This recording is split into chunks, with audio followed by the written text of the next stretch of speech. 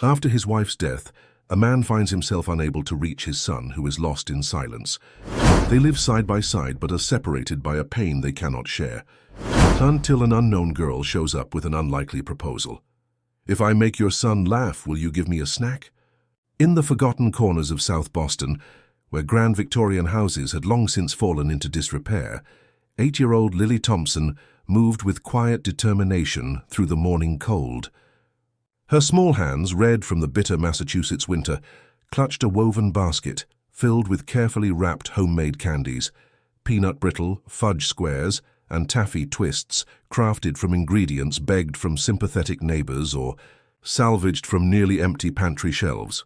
Lily was small for her age, with chestnut hair tucked beneath a worn knit cap and intelligent hazel eyes that seemed to belong to someone much older.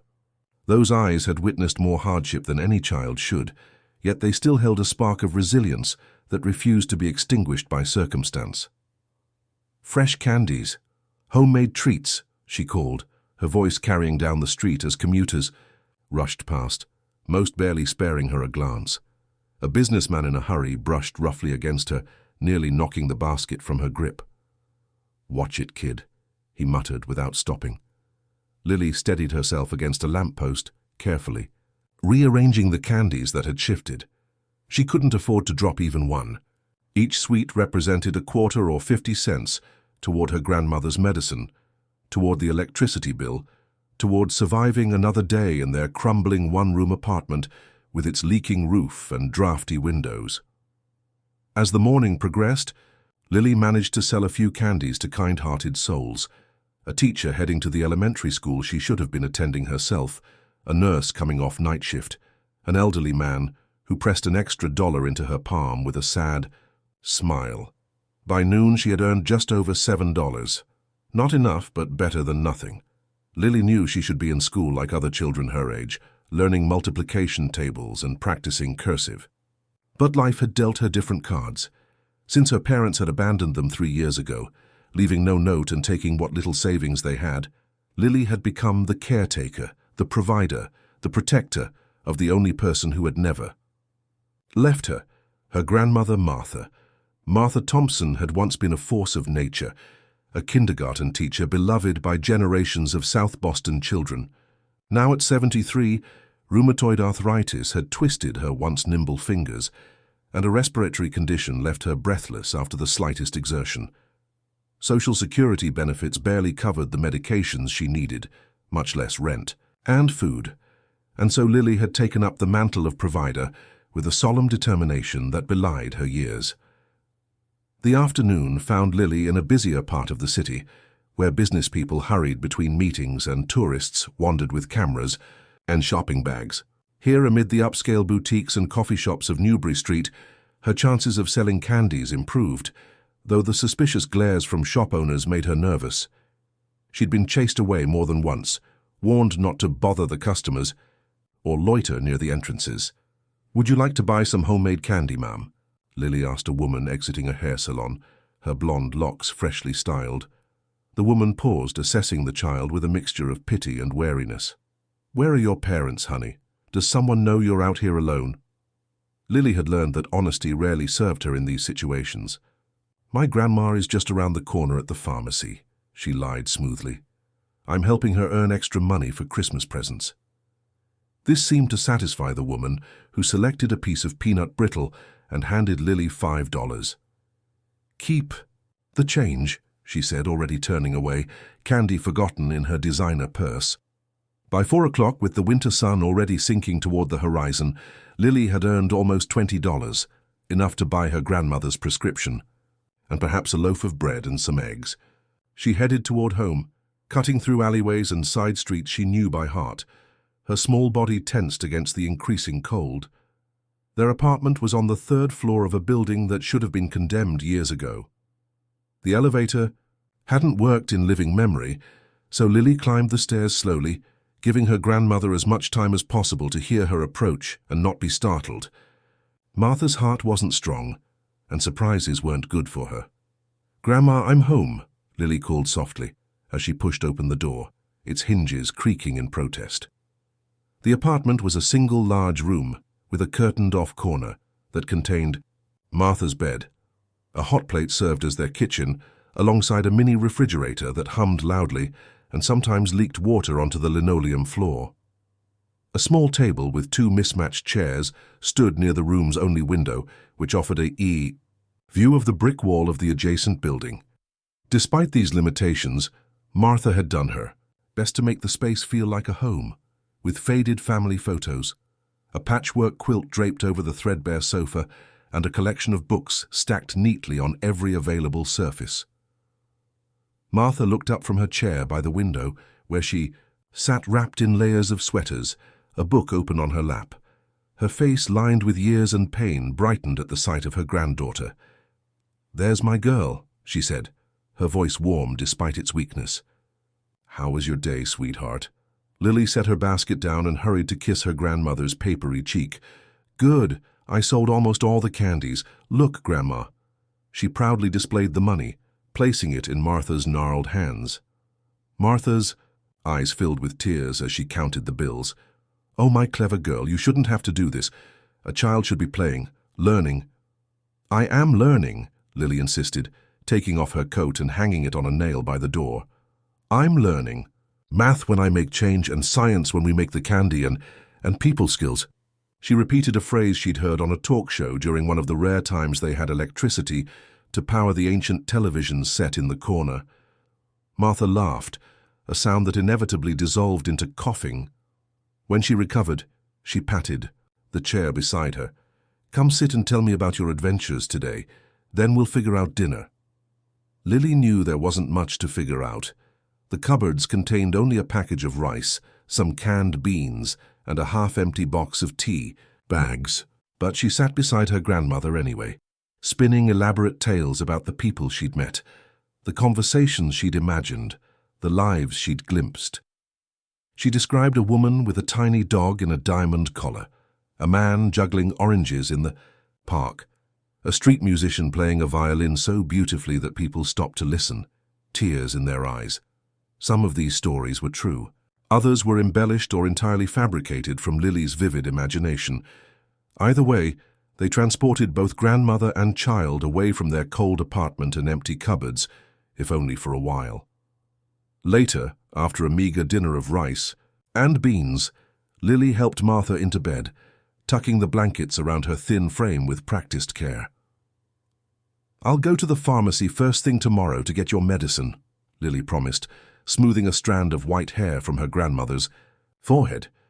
Martha caught her hand, holding it as tightly as her arthritic fingers would allow. "Lily, I've been thinking. Maybe it's time we called your Uncle Jake." Lily stiffened, her expression closing like a door slamming shut. "No, we don't need him. He's family, and he's mean, and he smells bad. And last time he was here, he took all our money," Lily said flatly. "We're doing fine without him." Martha sighed but didn't argue further.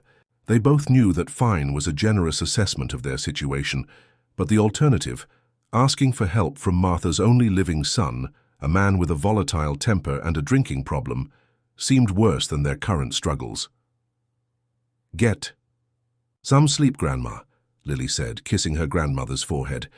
"Everything will be better tomorrow." As Martha drifted off to sleep, Lily washed their few dishes in the bathroom sink, prepared the ingredients for tomorrow's candies, and counted out coins for the bus fare to the pharmacy. Only when all preparations were complete did she allow herself to curl up on the sofa, pulling the patchwork quilt up to her chin. Despite the day's small victories, Lily felt the weight of their circumstances pressing down on her small shoulders. Winter was deepening, the heating bill was overdue, and Martha's cough seemed worse than ever. Something would have to change, and soon. But as sleep claimed her, Lily couldn't possibly imagine the extraordinary change that awaited her, or that it would begin with a single act of courage on a cold Boston street the very next day. The following morning dawned grey and threatening, with heavy clouds hanging low over Boston's skyline. Lily awoke before sunrise, her body stiff from another night on the lumpy sofa. She moved quietly around the apartment, checking on her grandmother who still slept, her breathing laboured but steady. After placing a glass of water and Martha's morning pills on the bedside table, Lily dressed in layers, 2 pairs of socks, leggings under her jeans, and 3 shirts beneath her only sweater. The forecast had mentioned possible snow, and Lily couldn't afford to get sick. With practiced efficiency, she wrapped the fresh batch of candies she'd prepared the night before, arranging them carefully in her basket. She scribbled a quick note for her grandmother. "Gone to sell candies and get your medicine. Back by lunch. Love you, Lily." The cold hit her like a physical blow as she stepped outside. Lily tucked her chin into her scarf and began walking toward the financial district, where business people with disposable income might be feeling generous. The pharmacy would be her first stop. Martha's prescription couldn't wait, but after that, she needed to earn enough for food and the electricity bill, which had arrived yesterday with a final warning stamped in alarming red letters. The city was beginning to wake up as Lily made her way through the streets. Delivery trucks rumbled past, coffee shop employees flipped sign from closed to open, and early morning commuters hurried toward subway entrances, their breath visible in the frigid air. At the pharmacy, Lily counted out her money carefully, passing it to the pharmacist, who regarded her with a mixture of suspicion and concern. "Your grandmother should be coming in for checkups more regularly," the woman said, as she processed the prescription. "The doctor adjusted the dosage last month." Lily nodded solemnly. "She's been feeling better," she lied. The truth, that they couldn't afford the copay for doctor visits, would only lead to uncomfortable questions and possibly a call to social services. Lily had learned from other kids in similar situations that once the system got involved, families could be separated. The thought of being taken away from Martha terrified her more than any hardship. With the medicine secured in her backpack, Lily headed toward the heart of the financial district. The gleaming glass and steel buildings towered above her, housing wealth she could barely comprehend. She positioned herself near a popular coffee cart where executives stopped for their morning caffeine before heading into their offices. "Homemade candies, only 50 cents, she called, her voice nearly lost in the urban cacophony. By mid-morning, Lily had sold several pieces, though business was slower than usual. People rushed past with their collars turned up against the cold, less inclined to stop. A few flakes of snow had begun to fall, and Lily's fingers were growing numb despite her mittens. She decided to try her luck in a different location. She turned onto State Street. A commotion ahead caught her attention. A tall man in an expensive overcoat was walking briskly, almost running, his face a mask of tension. He kept glancing over his shoulder, his movements jerky and panicked. Something about his demeanor, the barely contained fear, made Lily pause and observe more carefully. The man was handsome in a weathered way, with salt and pepper hair and deep lines around his eyes.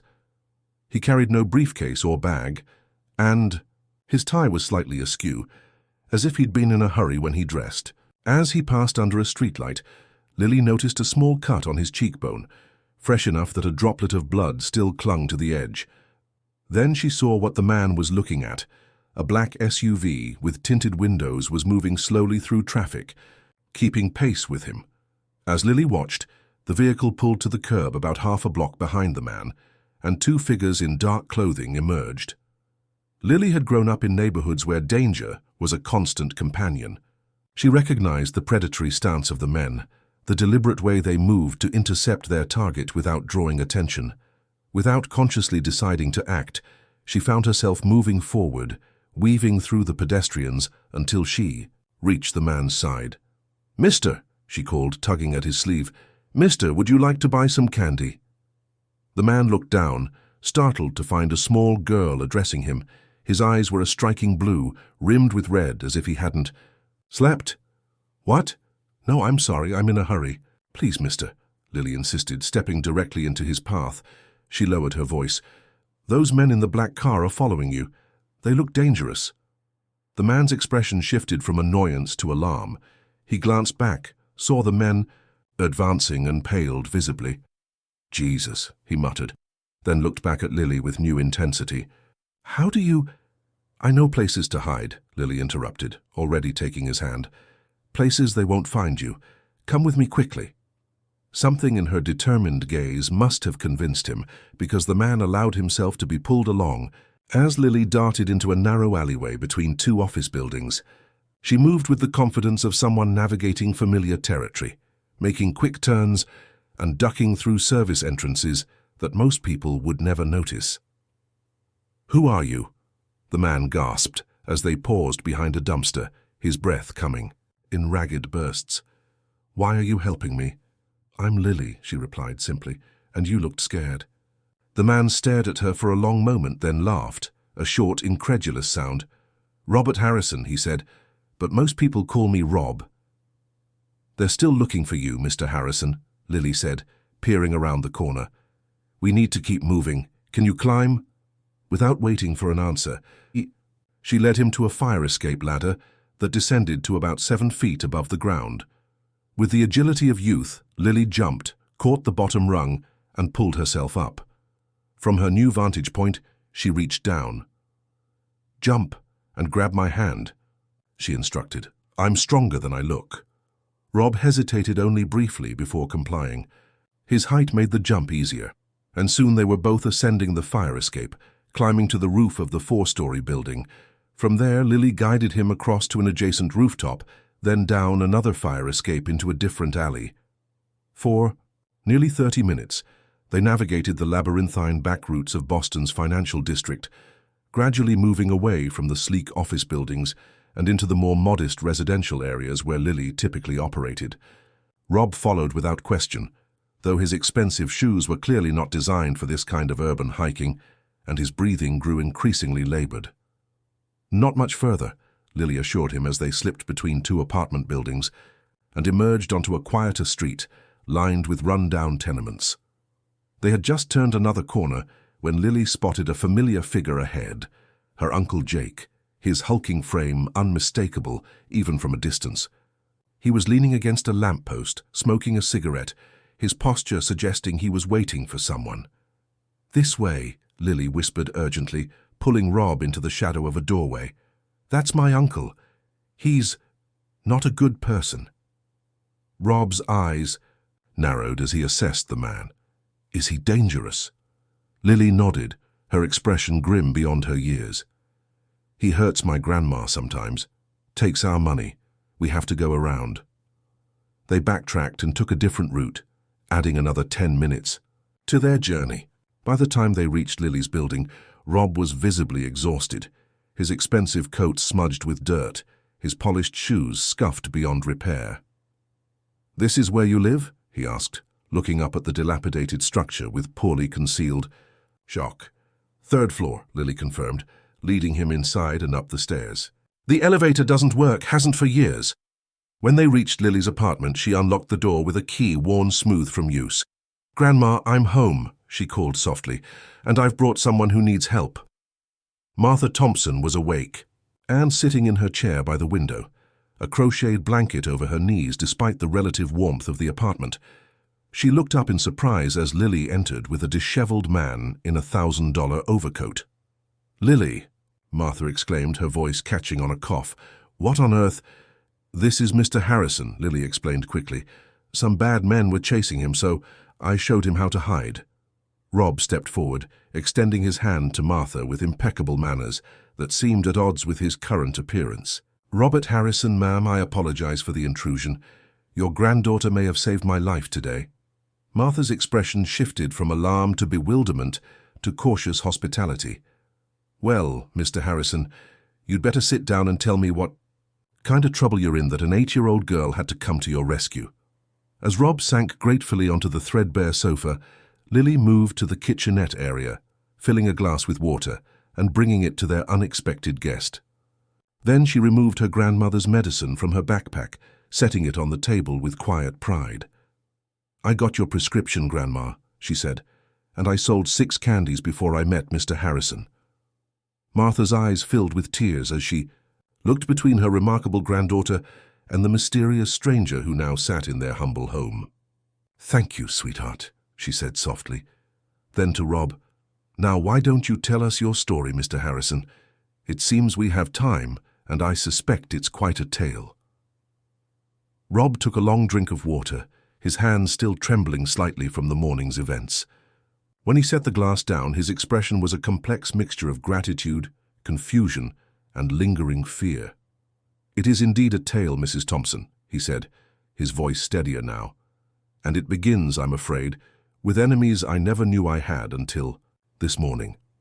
As the snow began to fall more heavily outside, casting a hushed quiet over the city, Lily settled onto the floor at her grandmother's feet, her eyes fixed on Rob Harrison's face. Something told her that this man's appearance in their lives wasn't simply a chance encounter, but the beginning of something that would change everything.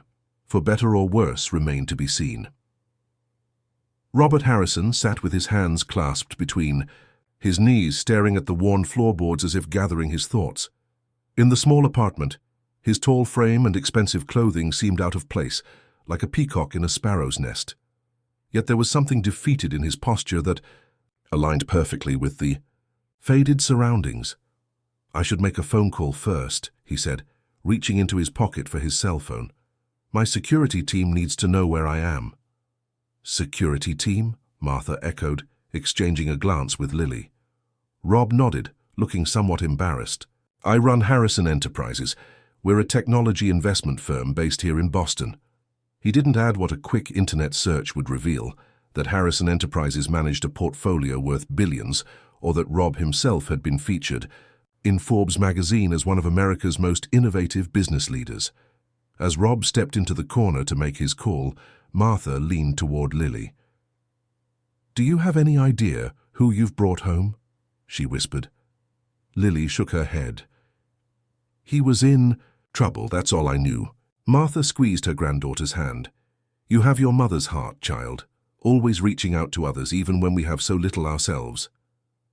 The mention of Lily's mother, something that rarely happened in their household, sent a small pang through the girl's chest.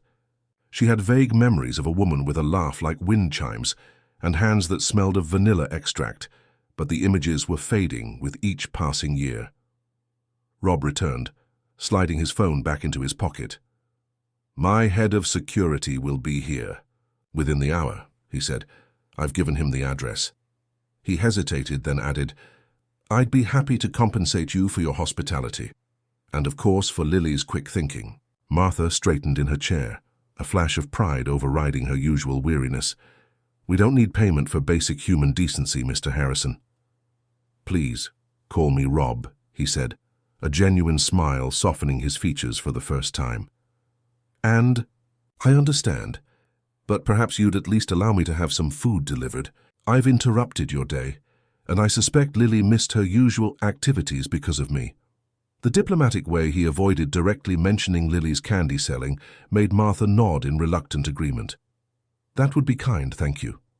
As Rob ordered a substantial meal from a nearby deli, Lily studied him more carefully.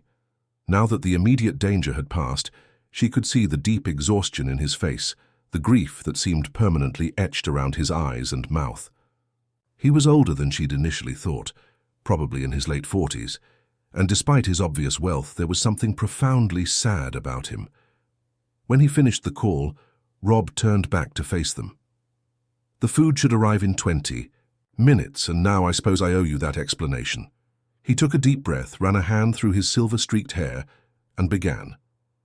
"Until 3 years ago, my life was different.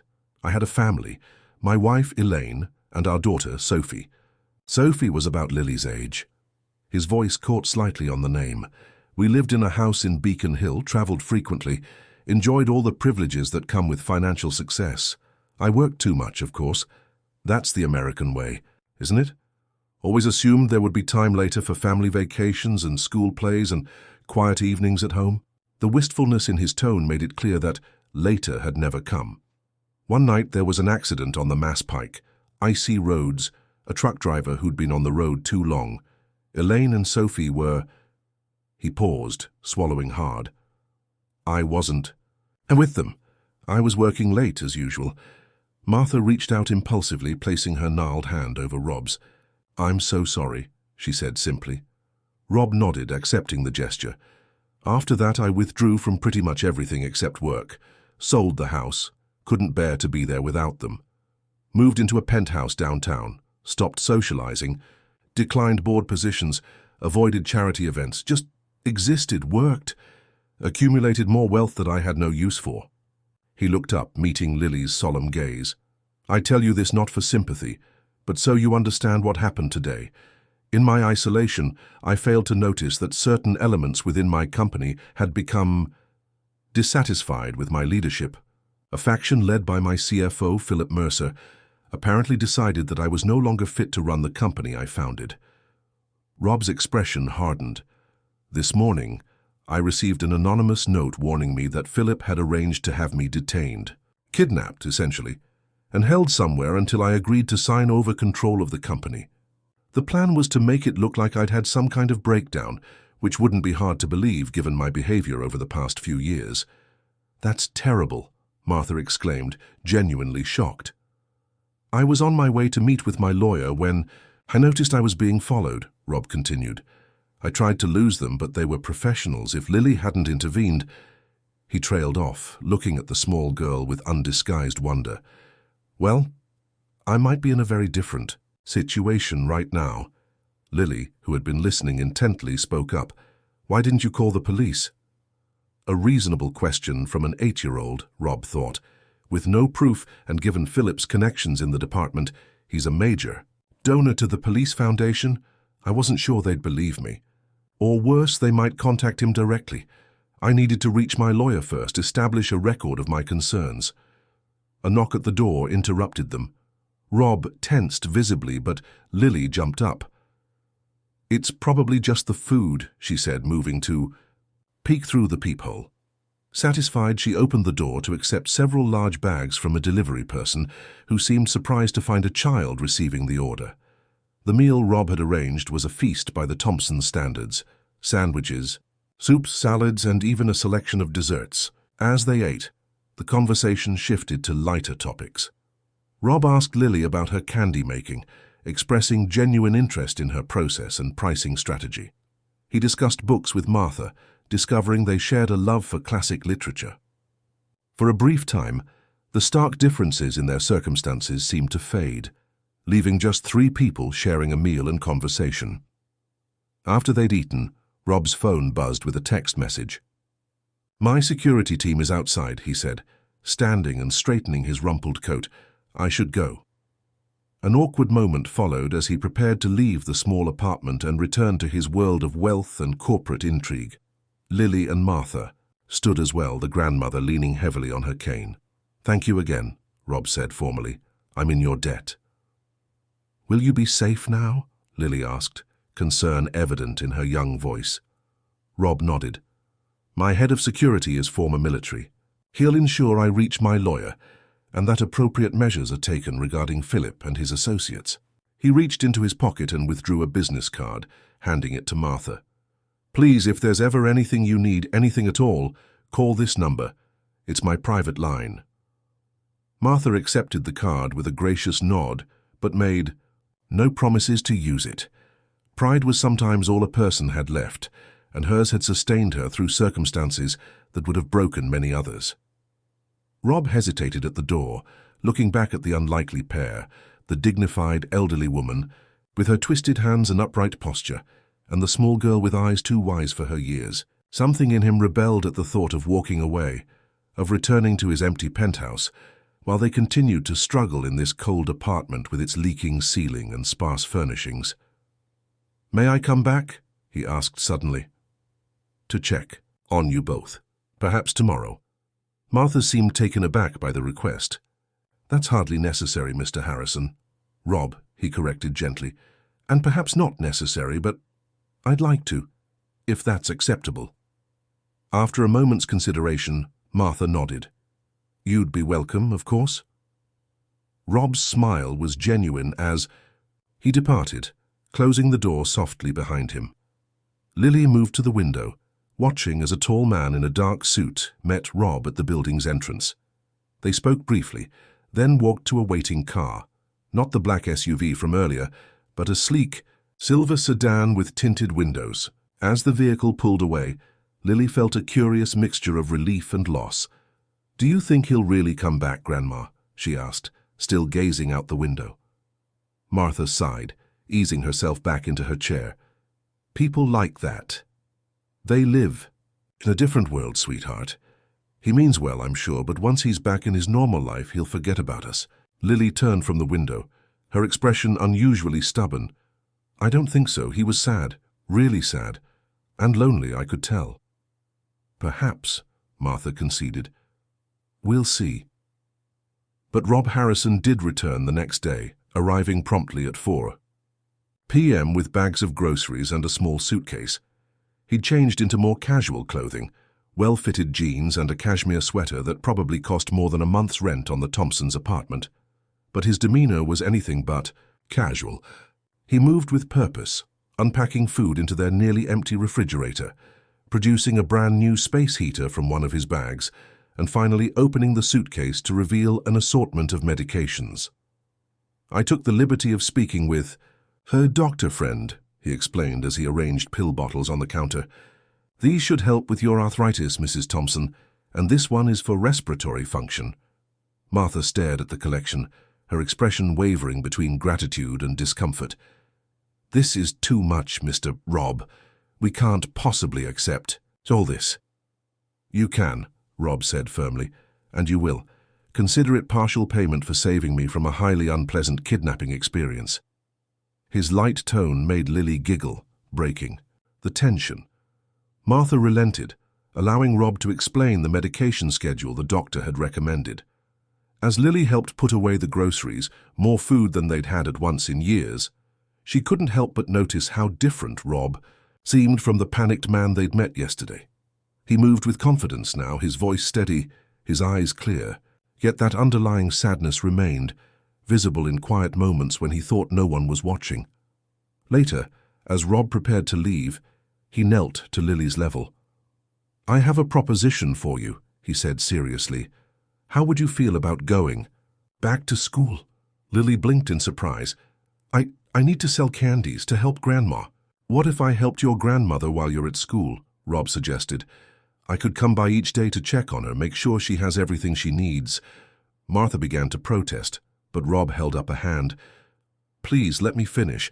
I've recently realized how empty my life has become. How purposeless. Yesterday, Lily gave me something precious, not just safety, but a reminder that there's still good in the world, still connections to be made.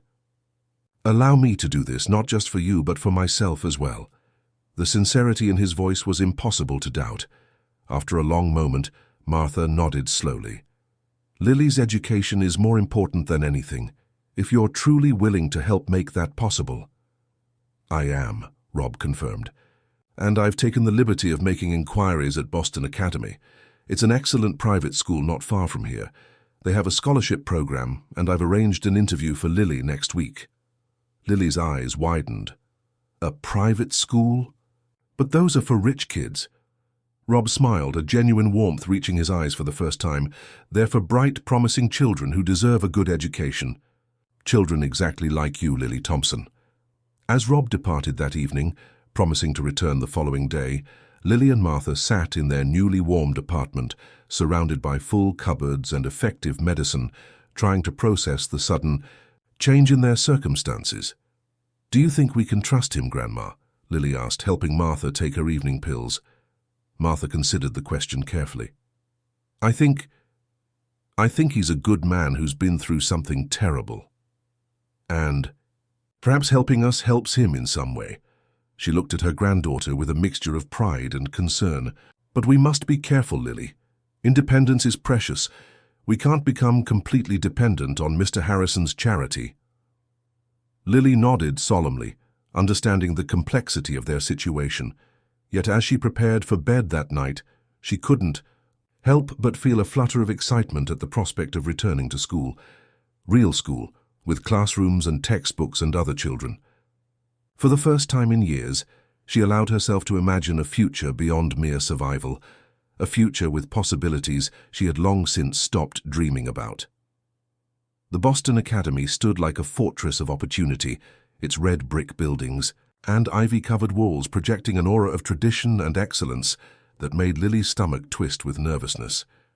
She clutched Martha's hand tightly as they followed Rob through the ornate main entrance, her new shoes, purchased specifically for this interview, squeaking slightly against the polished floors. "It's going to be fine," Rob assured her, noting her wide-eyed apprehension. "Headmistress Williams is expecting us, and she's very much looking forward to meeting you." The past week had been a whirlwind of preparation. Rob had visited daily, bringing not only groceries and necessities but also books to help Lily brush up on subjects she'd missed during her absence from school. He'd hired a tutor, a kind graduate student named Emma, who spent 2 hours each day working with Lily on math, reading, and science. The girl's quick intelligence and eagerness to learn had impressed both Emma and Rob, confirming his belief that she deserved this opportunity. Martha had been more hesitant, concerned about Lily entering such a different environment. The other children come from wealthy families, she'd worried. They might be cruel. Some might, Rob had acknowledged honestly, but the academy has a strong code of conduct, and more importantly, Lily has something many of those children lack: resilience and perspective. She'll be fine. Now, as they were shown into Headmistress Williams' office, Lily straightened her shoulders and raised her chin slightly, drawing on that very resilience. The headmistress was a tall woman with silver-streaked black hair pulled into a neat bun. She greeted Rob warmly. They served on a charitable foundation together, Lily later learned, and then turned her attention to the Thompsons. "Mrs. Thompson, it's a pleasure to meet you," she said, shaking Martha's hand. "And you must be Lily. I've heard remarkable things about you." The interview proceeded better than any of them had dared hope. Lily answered questions thoughtfully, her natural intelligence shining through despite her educational gaps. When asked about her favorite books, she spoke passionately about the library copies she'd treasured during the years when school wasn't possible. When given a brief assessment to determine her academic level, she tackled it with determined focus. "Well," Headmistress Williams said when they had finished, "I think Boston Academy would be very fortunate to have you, Lily. We'll need to develop a specialized program to address some areas where you need to catch up, but your aptitude is evident." She smiled, the formal facade softening. "We have a place for you in our third-grade class beginning next Monday if you'd like to accept." Lily looked to her grandmother, who nodded with tears in her eyes. "Yes," Lily said, her voice steady, despite her racing heart. "I'd like that very much." As they left the school, Rob suggested celebrating with lunch at a nearby cafe. Over sandwiches and hot chocolate, they discussed practical matters: uniforms, school supplies, transportation. "I've arranged for a car service to pick Lily up each morning," Rob explained. "The driver, Miguel, is trustworthy. He's worked for my company for years. He'll bring her home each afternoon as well." "That's too much," Martha protested automatically. Rob's expression grew serious. "Martha, please, let me do this. For 3 years, I've done nothing with my resources except accumulate more. Let me use them for something worthwhile." The rawness in his voice silenced further objections. Martha reached across the table and patted his hand, a gesture of acceptance and understanding that meant more than words. The weekend before Lily's first day passed in a flurry of activity. Rob arrived Saturday morning with shopping bags containing her school uniform, navy pleated skirts, white blouses, a blazer with the academy crest, and even little navy socks with lace trim. There were also notebooks, pencils, a backpack, and a lunchbox. "Try everything on," he encouraged, "so we can make sure it all fits." When Lily emerged from the bathroom wearing the complete uniform, Martha pressed a hand to her mouth, overcome with emotion. "Oh, my darling, you look so grown up." Rob cleared his throat, blinking rapidly. "Very smart," he agreed, his voice gruff. "Every inch a Boston Academy student." Sunday evening found Lily too excited to sleep, arranging and rearranging her backpack, checking the alarm clock repeatedly. Martha sat beside her on the sofa bed, stroking her hair. "Grandma," Lily asked quietly, "do you think Mum would be proud of me? Going to a fancy school and all?" Martha's hand stilled momentarily before resuming its gentle rhythm. "Your mother would be bursting with pride, sweetheart, not because of the fancy school, but because of who you are. Brave, kind, and so very strong." Lily nodded, satisfied with this answer. They didn't speak of her parents often, the abandonment still a raw wound, but tonight, on the cusp of this new chapter, it felt important to acknowledge the past, even while looking toward the future. Monday morning arrived with golden sunlight streaming through the apartment windows. Lily dressed carefully in her uniform, Martha helping to tie her hair back with a navy ribbon. Rob had insisted on being present for this milestone, arriving early with pastries and coffee for Martha and hot chocolate for Lily. "Your chariot awaits, Miss Thompson," he announced when Miguel texted that he had arrived. He presented Lily with one final gift, a small silver locket on a delicate chain. "For luck," he said as he fastened it around her neck. The first day was both thrilling and overwhelming. Lily's teacher, Ms. Garcia, was welcoming and patient, introducing her to the class with warmth and enthusiasm. The other students regarded her with curiosity. A new classmate mid-year was unusual, but most were friendly, especially a girl named Zoe who appointed herself Lily's unofficial guide. The classroom itself seemed magical to Lily, bright and spacious with books everywhere, computers along one wall, and art supplies neatly organized on shelves. The lessons moved quickly, and she struggled to keep up with some subjects, but Ms. Garcia had prepared additional materials to help her bridge the gaps. By the time Miguel picked her up at 3:30, Lily was exhausted but exhilarated.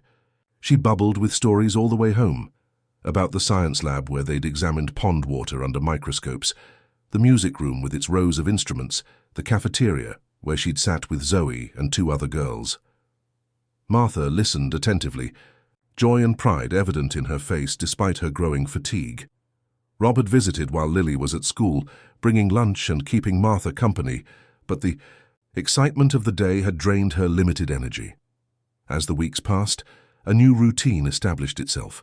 Lily thrived at school, her natural intelligence and determination helping her catch up quickly in most subjects. Rob visited daily, often bringing dinner to save Martha from cooking. He arranged for a cleaning service to come weekly, and for a nurse to check on Martha 3 times a week. The apartment itself began to transform. Without making a show of it, Rob gradually replaced their worn furniture with sturdier, more comfortable pieces. The leaking ceiling was repaired, the drafty windows sealed, the ancient refrigerator exchanged for a newer model. He did it all incrementally, careful not to overwhelm Martha's pride or make them feel like charity cases. One evening in late February, as snow fell gently outside, the 3 of them sat around the small dining table Rob had brought the previous week. They'd just finished a meal of lasagna from Rob's favorite Italian restaurant, and Lily was showing them a science project she'd completed, a detailed model of the solar system that had earned her an A+. "Ms. Garcia says I might be able to enter the science fair in April if I keep improving," she reported excitedly. "That's wonderful, sweetheart," Martha said, though her voice was weaker than usual, and a slight wheeze accompanied her breathing. Rob noticed immediately. "Martha, are you feeling all right? You seem short of breath." "Just a bit tired," she dismissed, but the effort of speaking triggered a coughing fit that left her gasping. Rob was on his feet instantly, moving to her side. "That doesn't sound good. How long have you been coughing like this?" "It's nothing," Martha insisted, "just a winter cold." But Rob was already pulling out his phone. "I'm calling Dr. Bennett. He can come here and check you over." Despite Martha's protests, Rob made the call. Dr. Bennett, a respected pulmonologist who owed Rob a favor, arrived within the hour, medical bag in hand. He examined Martha thoroughly, listening to her lungs, checking her oxygen levels, reviewing her medications. His expression when he finished was grave. "Mrs. Thompson, you have a significant respiratory infection. Your oxygen saturation is dangerously low, and I'm concerned about the fluid I'm hearing in your lungs. You need hospital care immediately." "No hospitals," Martha said firmly. "We can't afford to—" "Don't worry about that," Rob interrupted. "I'll handle everything." Martha's condition deteriorated rapidly as they argued. Her breathing became more labored, her lips taking on a bluish tinge. Dr. Bennett called for an ambulance, while Rob knelt beside Lily, who stood frozen with fear. "Your grandmother is very sick, but we're going to take good care of her," he promised. his hands steady on her shoulders. "I need you to be brave a little longer, okay?" Lily nodded, tears streaming down her face. "Is she going to—" "No," Rob said firmly. "Absolutely not. She's going to get the best medical care available, and she's going to get better. I promise you that." The next few hours passed in a blur. The ambulance arrived, and Martha was whisked away to Massachusetts General Hospital, one of the best in the country.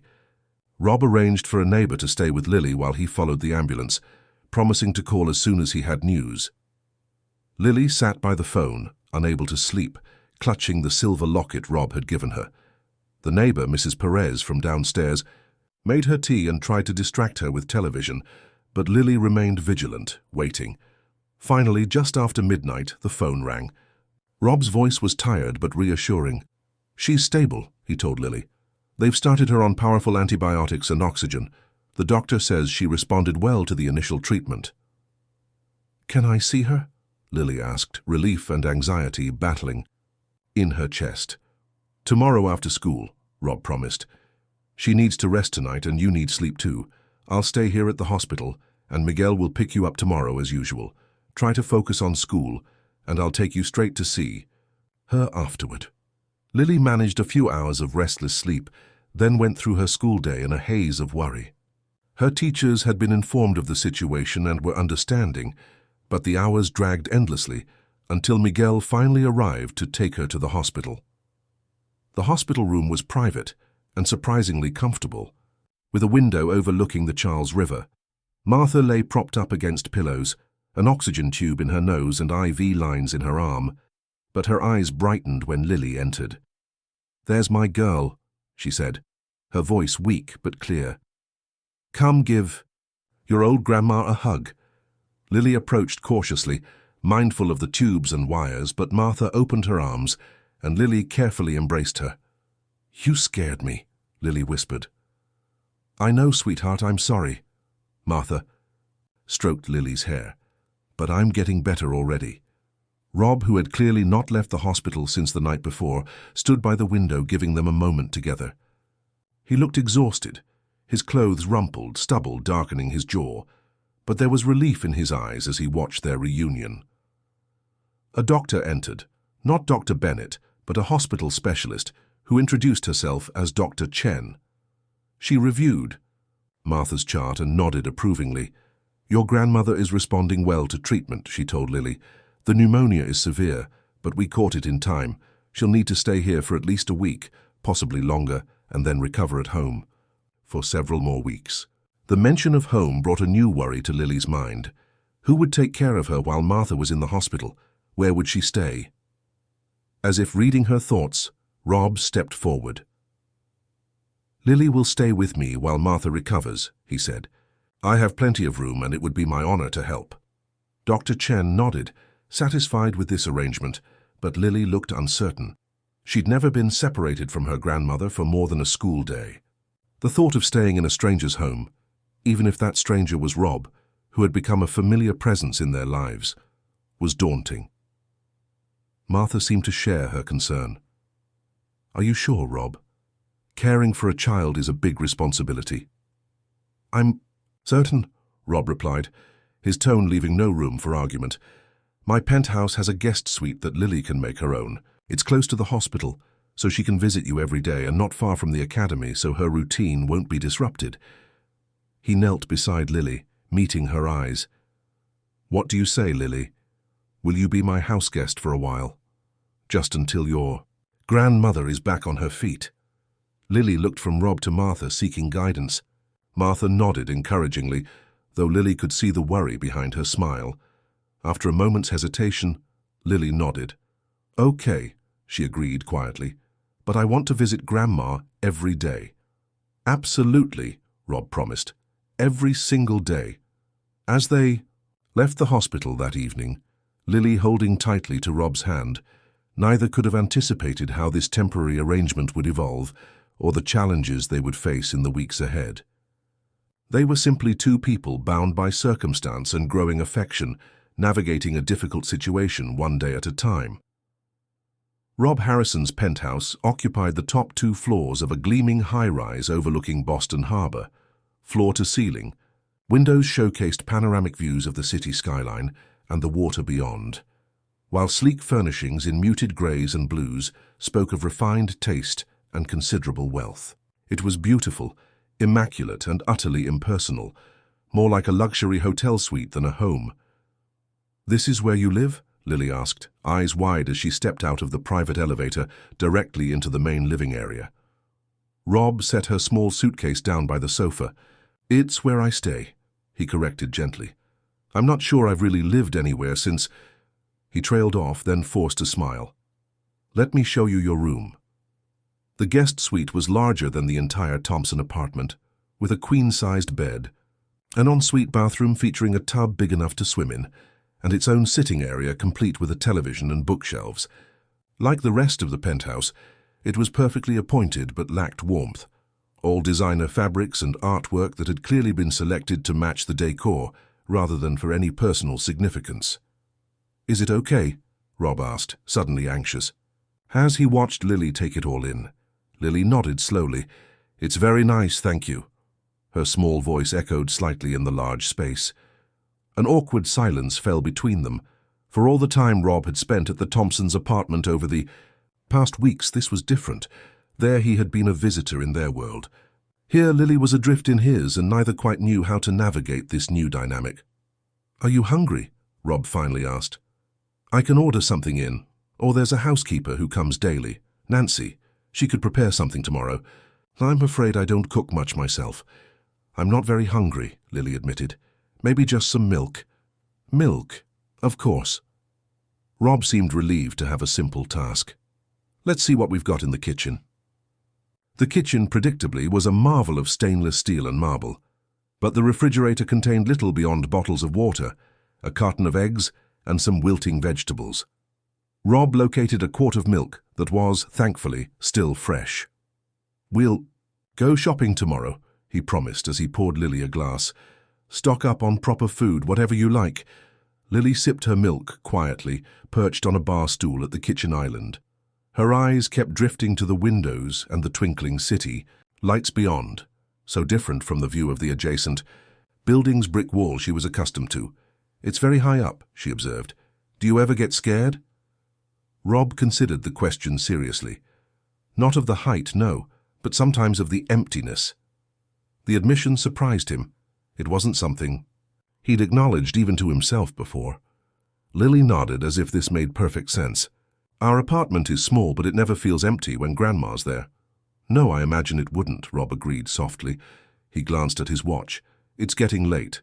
Perhaps we should get you ready for bed. You've had quite a day." The bedtime. Routine presented new challenges. Rob hovered uncertainly as Lily brushed her teeth and changed into pajamas, unsure how much help to offer or privacy to give an 8-year-old. When she emerged from the bathroom, hair brushed and face washed, he pulled back the covers on the enormous bed. "All set?" he asked. Lily climbed into bed, but sat upright against the pillows, looking small and solemn in the vast expanse of the mattress. "Grandma usually reads to me," she said. "Just one chapter." "Ah." Rob glanced around, realizing they hadn't brought any of Lily's books. "I don't have many children's books, I'm afraid." "That's okay. Grandma reads me all kinds of books. We just finished Little Women." Rob raised an eyebrow, impressed. "That's quite advanced for bedtime reading." Lily shrugged. "Grandma says good literature doesn't have an age limit." A smile touched Rob's lips. "Your grandmother is a wise woman." He crossed to the bookshelves, scanning the titles. Most were business volumes or political biographies, hardly suitable for bedtime. Finally, he spotted a collection of classic short stories. How about O. Henry? The Gift of the Magi, perhaps? Lily nodded, settling against the pillows as Rob returned to the bedside and opened the book. His deep voice filled the room, bringing to life the tale of Jim and Della, two young lovers who each sacrificed their most precious possession to buy a gift for the other. When he finished, Lily was quiet for a moment, considering the story's ironic ending. "They loved each other more than the things," she finally said. "That's what mattered." "Yes," Rob agreed, touched by her simple insight. "That's exactly what mattered." He set the book aside and adjusted the covers around her. Comfortable. Lily nodded, though her eyes betrayed her lingering anxiety. Will you leave the door open just a little? Of course, Rob moved to the doorway. Good night, Lily. Good night, Mr. Harrison. I mean, Rob. She corrected herself, remembering his preference. Rob left the door ajar and the hallway light on, then retreated to his own room. There he sat on the edge of his bed, suddenly overwhelmed by the responsibility he'd taken on. What did he know about caring for a child? His own daughter had been taken from him before he'd ever really learned how to be a father. The corporate world he navigated so confidently offered no preparation for addressing a little girl's fears and needs. Yet as he prepared for bed, Rob felt something he hadn't experienced in years, a sense of purpose beyond the accumulation of wealth and power. It was terrifying and exhilarating in equal measure. The next few days established a tentative routine. Rob worked from home, conducting meetings via video conference so he could be available for Lily. Miguel drove her to school each morning and brought her back to the penthouse each afternoon. Every evening they visited Martha at the hospital, bringing flowers or small treats the doctors had approved.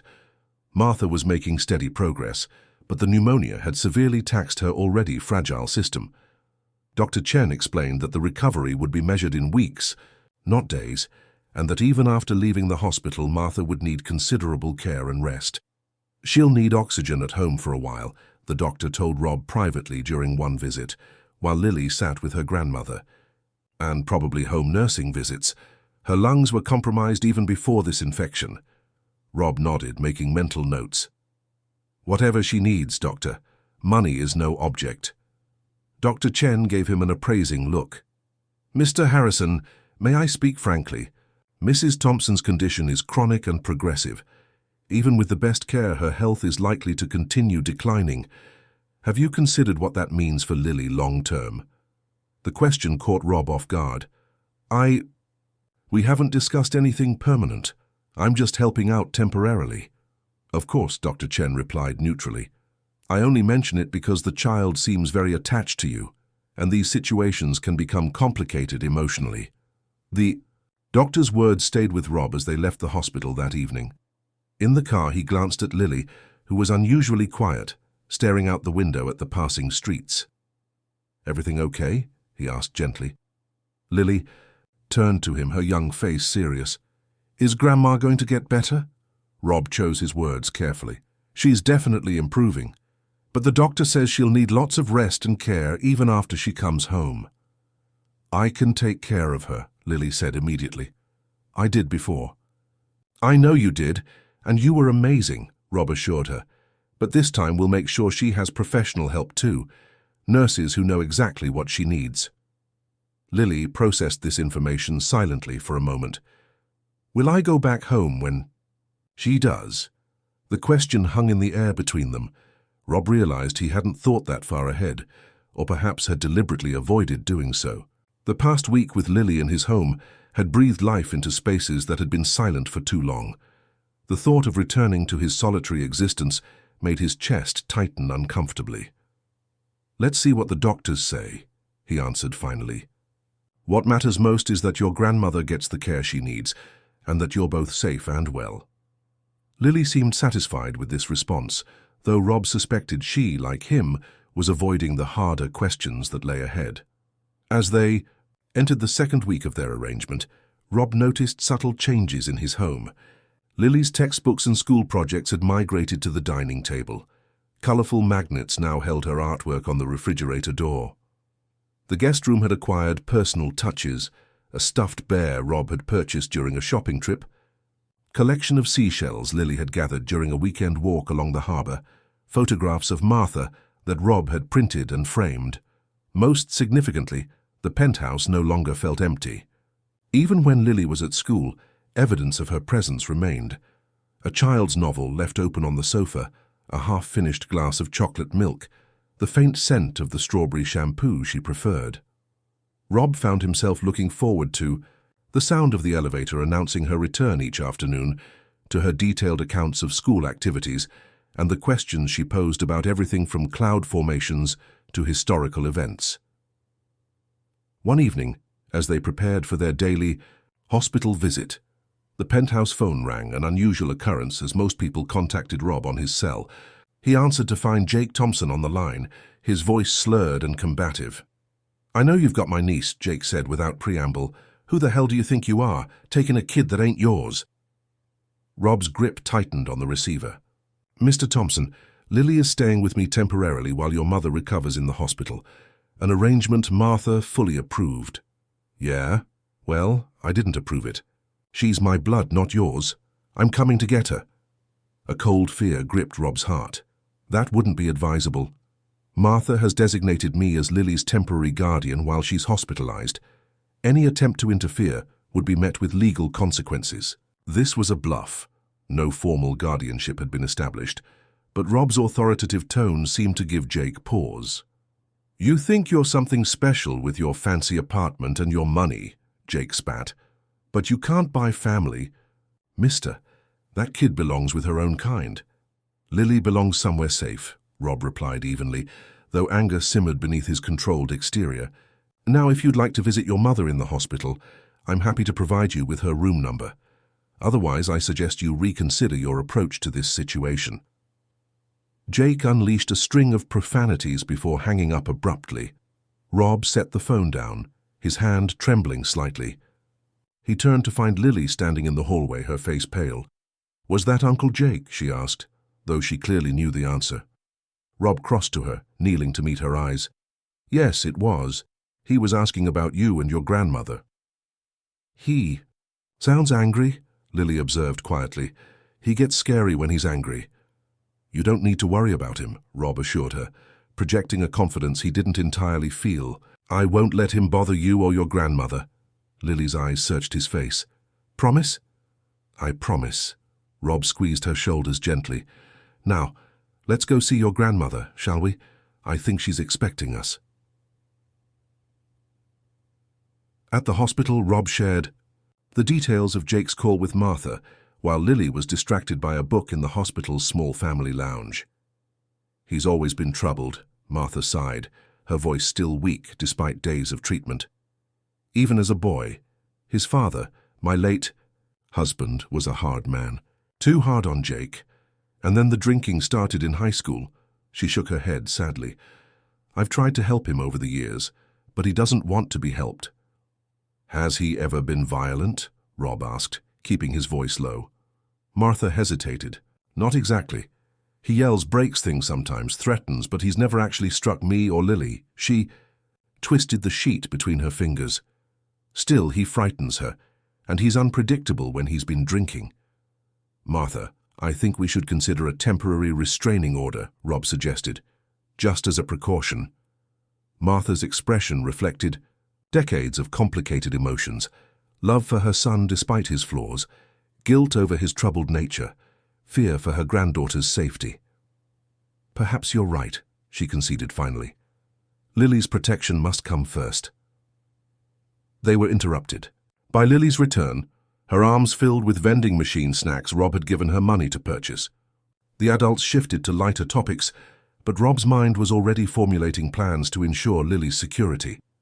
The next morning, after dropping Lily at school, Rob met with his attorney, Catherine Alvarez, a sharp-minded woman who had handled his business affairs for years. "A temporary restraining order is certainly possible," Catherine confirmed after hearing the situation. "But Rob, I have to ask, what's your endgame here? Are you considering something more permanent regarding the child?" Rob stared out the office window, watching seagulls wheel above the harbor. "I don't know," he admitted. "I just know I can't let her go back to that situation. Martha is in no condition to protect her from Jake, and their living conditions were barely habitable before.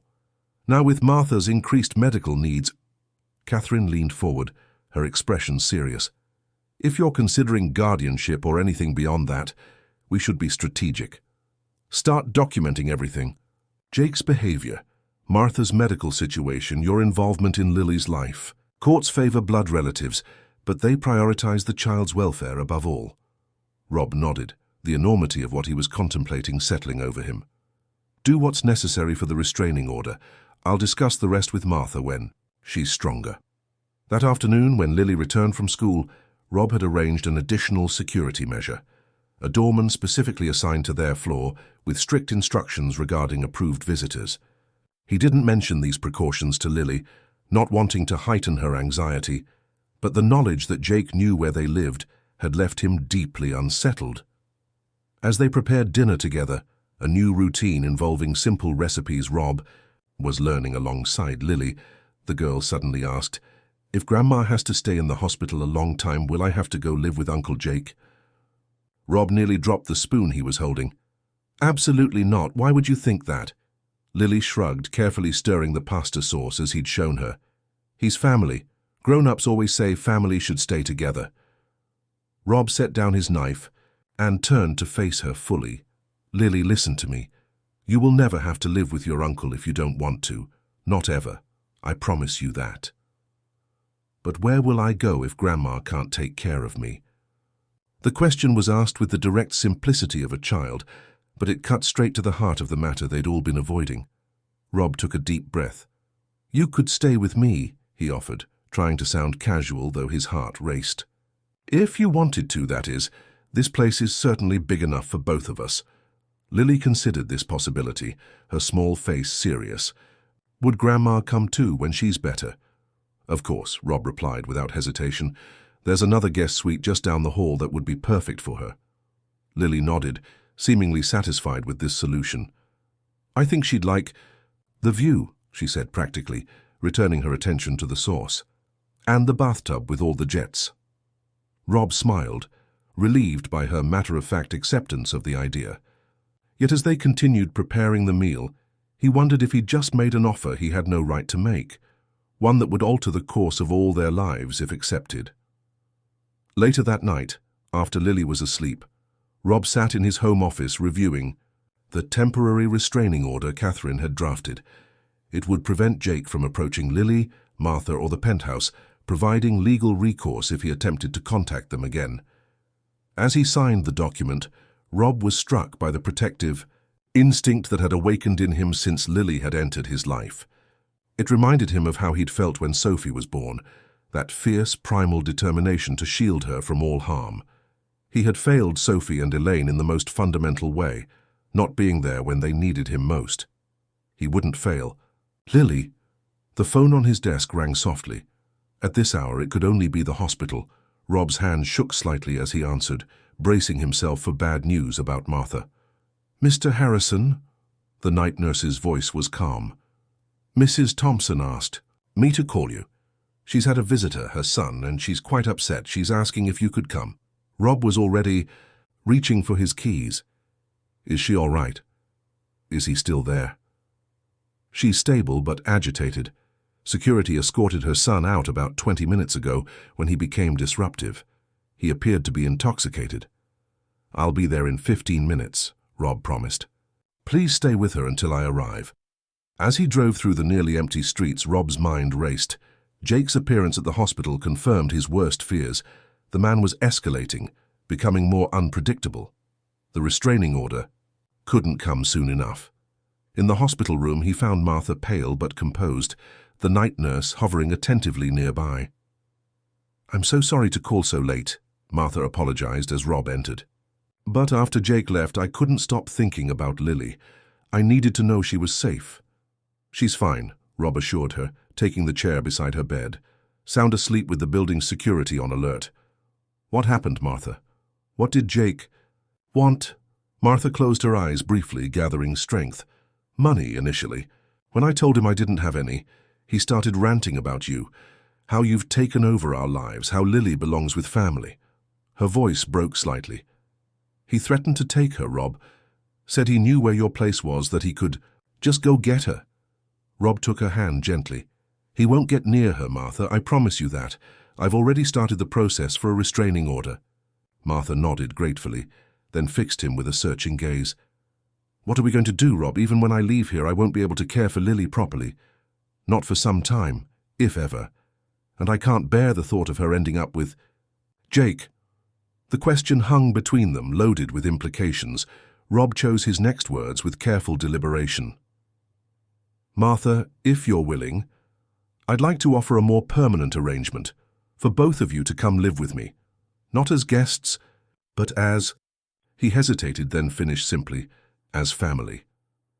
Martha's eyes widened, tears gathering at the corners. "You can't mean that.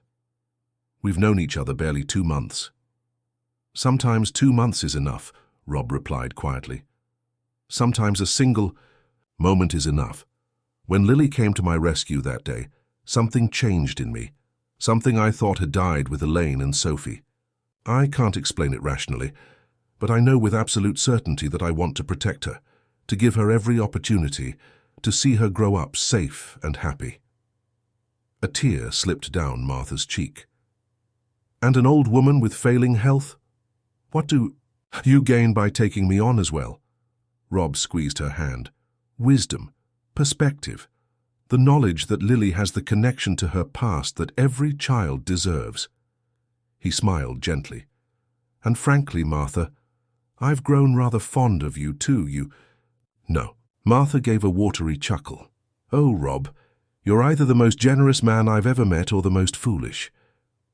"Probably both," he acknowledged with a self-deprecating smile. Their conversation was interrupted by a nurse arriving to administer Martha's evening medications. Rob stood, promising to return the following day with Lily. "Think about what I've said," he urged as he prepared to leave. "No pressure, but the offer stands, for both of you." As he drove home through the quiet city, Rob felt a curious lightness despite the seriousness of the situation with Jake. For the first time since losing his family, he had articulated a vision of the future that felt meaningful, one that included connection, purpose, and perhaps even joy. Whether Martha accepted his offer or not, simply making it had confirmed what he had been slowly realizing over the past weeks. His life had room for more than grief and ambition. It had room for love. The temporary restraining order was granted the following day. Catherine delivered the papers to Rob at the penthouse, her expression professionally neutral, but her eyes conveying concern. "This will prevent Jake from approaching Lily, Martha, or this residence," she explained, spreading the documents on the dining table. "But Rob, a piece of paper only goes so far. If he's determined and unstable, you should consider additional precautions." Rob nodded, his jaw set. "I've already spoken with the building security team. They have Jake's description and instructions to alert me immediately if he attempts to enter. I've also arranged for a private security detail to monitor Martha's hospital room." Catherine raised an eyebrow. "That's thorough." "I don't take chances with safety," Rob replied simply. The unspoken addition, not anymore, not after what happened to Elaine and Sophie, hung in the air between them. After Catherine left, Rob sat alone in his office, staring at the framed photograph on his desk, the only personal item in the otherwise utilitarian space. Elaine smiled from within the silver frame, her arm around a grinning Sophie, the Boston Common autumn foliage, a blur of gold and crimson behind them. The photo had been taken just 2 weeks before the accident. "I think you'd approve," he said quietly to the image. "Both of you. I think you'd like her." The intercom buzzed, interrupting his moment of reflection. "Mr. Harrison, Miguel has arrived with Miss Thompson," the doorman announced. Rob checked his watch, 3:45, right on schedule. "Thank you, James. Please send them up." Moments later, the elevator doors opened, and Lily burst into the penthouse, her school backpack bouncing against her back, her face alight with excitement. "Rob, guess what? I got picked for the science fair team. Ms. Garcia says my solar system." Mardel was one of the best she's ever seen from a 3rd grader. She dropped her backpack by the door and rushed toward him, seemingly forgetting her usual reserve. Rob found himself opening his arms automatically, and Lily ran into them without hesitation. It was their first real hug, spontaneous and genuine, and Rob felt something shift in his chest, a wall crumbling that he hadn't even realized he'd built. "That's fantastic, Lily," he said, his voice rough with emotion he didn't try to hide. "I'm so proud of you." She beamed up at him, then suddenly seemed to remember herself and stepped back, smoothing her uniform skirt. "Can we tell Grandma when we visit today? She'll be so happy." "Absolutely," Rob agreed. Why don't you get changed and we'll head to the hospital a bit early? We can stop for ice cream on the way to celebrate. Lily's eyes widened. Ice cream before dinner? Rob winked conspiratorially. I won't tell if you won't. As Lily disappeared down the hallway to change out of her uniform, Rob exchanged a few words with Miguel, confirming the next day's schedule. The driver had become another protective presence in Lily's life, his gentle manner and vigilant eyes providing an additional layer of security that Rob greatly appreciated. At the hospital, they found Martha sitting up in a chair by the window, looking stronger than she had in days. The oxygen tube was still in place, but her color was better, and she smiled warmly as they entered. "There's my two favorite people," she said, opening her arms to Lily. The girl hugged her grandmother, carefully mindful of the IV line, then launched into an excited account of her science fair selection. Martha listened attentively, asking questions and expressing appropriate amazement at all the right moments. Rob hung back, enjoying the interaction between grandmother and granddaughter. Despite her improved appearance, he could see the fatigue. In Martha's eyes, the slight tremor in her hands. Dr. Chen's words echoed in his mind. Martha's condition was chronic and progressive. This hospitalization might be the first of many, each potentially more serious than the last. When Lily paused for breath, Martha turned to Rob. "And how are you doing with this whirlwind in your bachelor pad?" she asked, her tone light but her eyes searching. "She's transformed the place," Rob admitted with a smile, "in all the best ways." A nurse entered with Martha's medication, and Lily volunteered to go find the vending machine to get her grandmother some juice. Once the girl was out of earshot, Martha's expression grew serious. "I've been thinking about your offer, Rob," she said quietly. "It's extraordinarily generous, and I'd be lying if I said it wasn't tempting, but I have concerns." Rob pulled a chair close to hers. "I'm listening." Martha twisted her thin hands in her lap. "What happens when you tire of playing rescuer? When the novelty wears off? Lily's already becoming attached to you. If this is just a phase or a way of processing your own loss—" "It's not," Rob interrupted, then softened his tone. "Martha, I understand your concerns. They're valid. But this isn't about replacing what I lost or some temporary impulse. It's about building something new, something meaningful." Martha studied his face. "You really mean that, don't you?" "With all my heart," Rob confirmed. "I know it seems fast and maybe a bit crazy, but sometimes life presents opportunities we never expected, and the only mistake is not recognizing them for what they are." Martha was silent for a long moment, considering. "There's still Jake to consider," she finally said. "He won't take this well. He's always been possessive, even when he doesn't actually want responsibility." The restraining order was granted. "This morning," Rob informed her, "and I've taken additional security measures. Jake won't be a problem." Martha shook her head slowly. "How you don't know my son, Rob. Legal papers won't stop him if he feels challenged, and your involvement, he'll see it as an affront. A rich man swooping in to take what's his."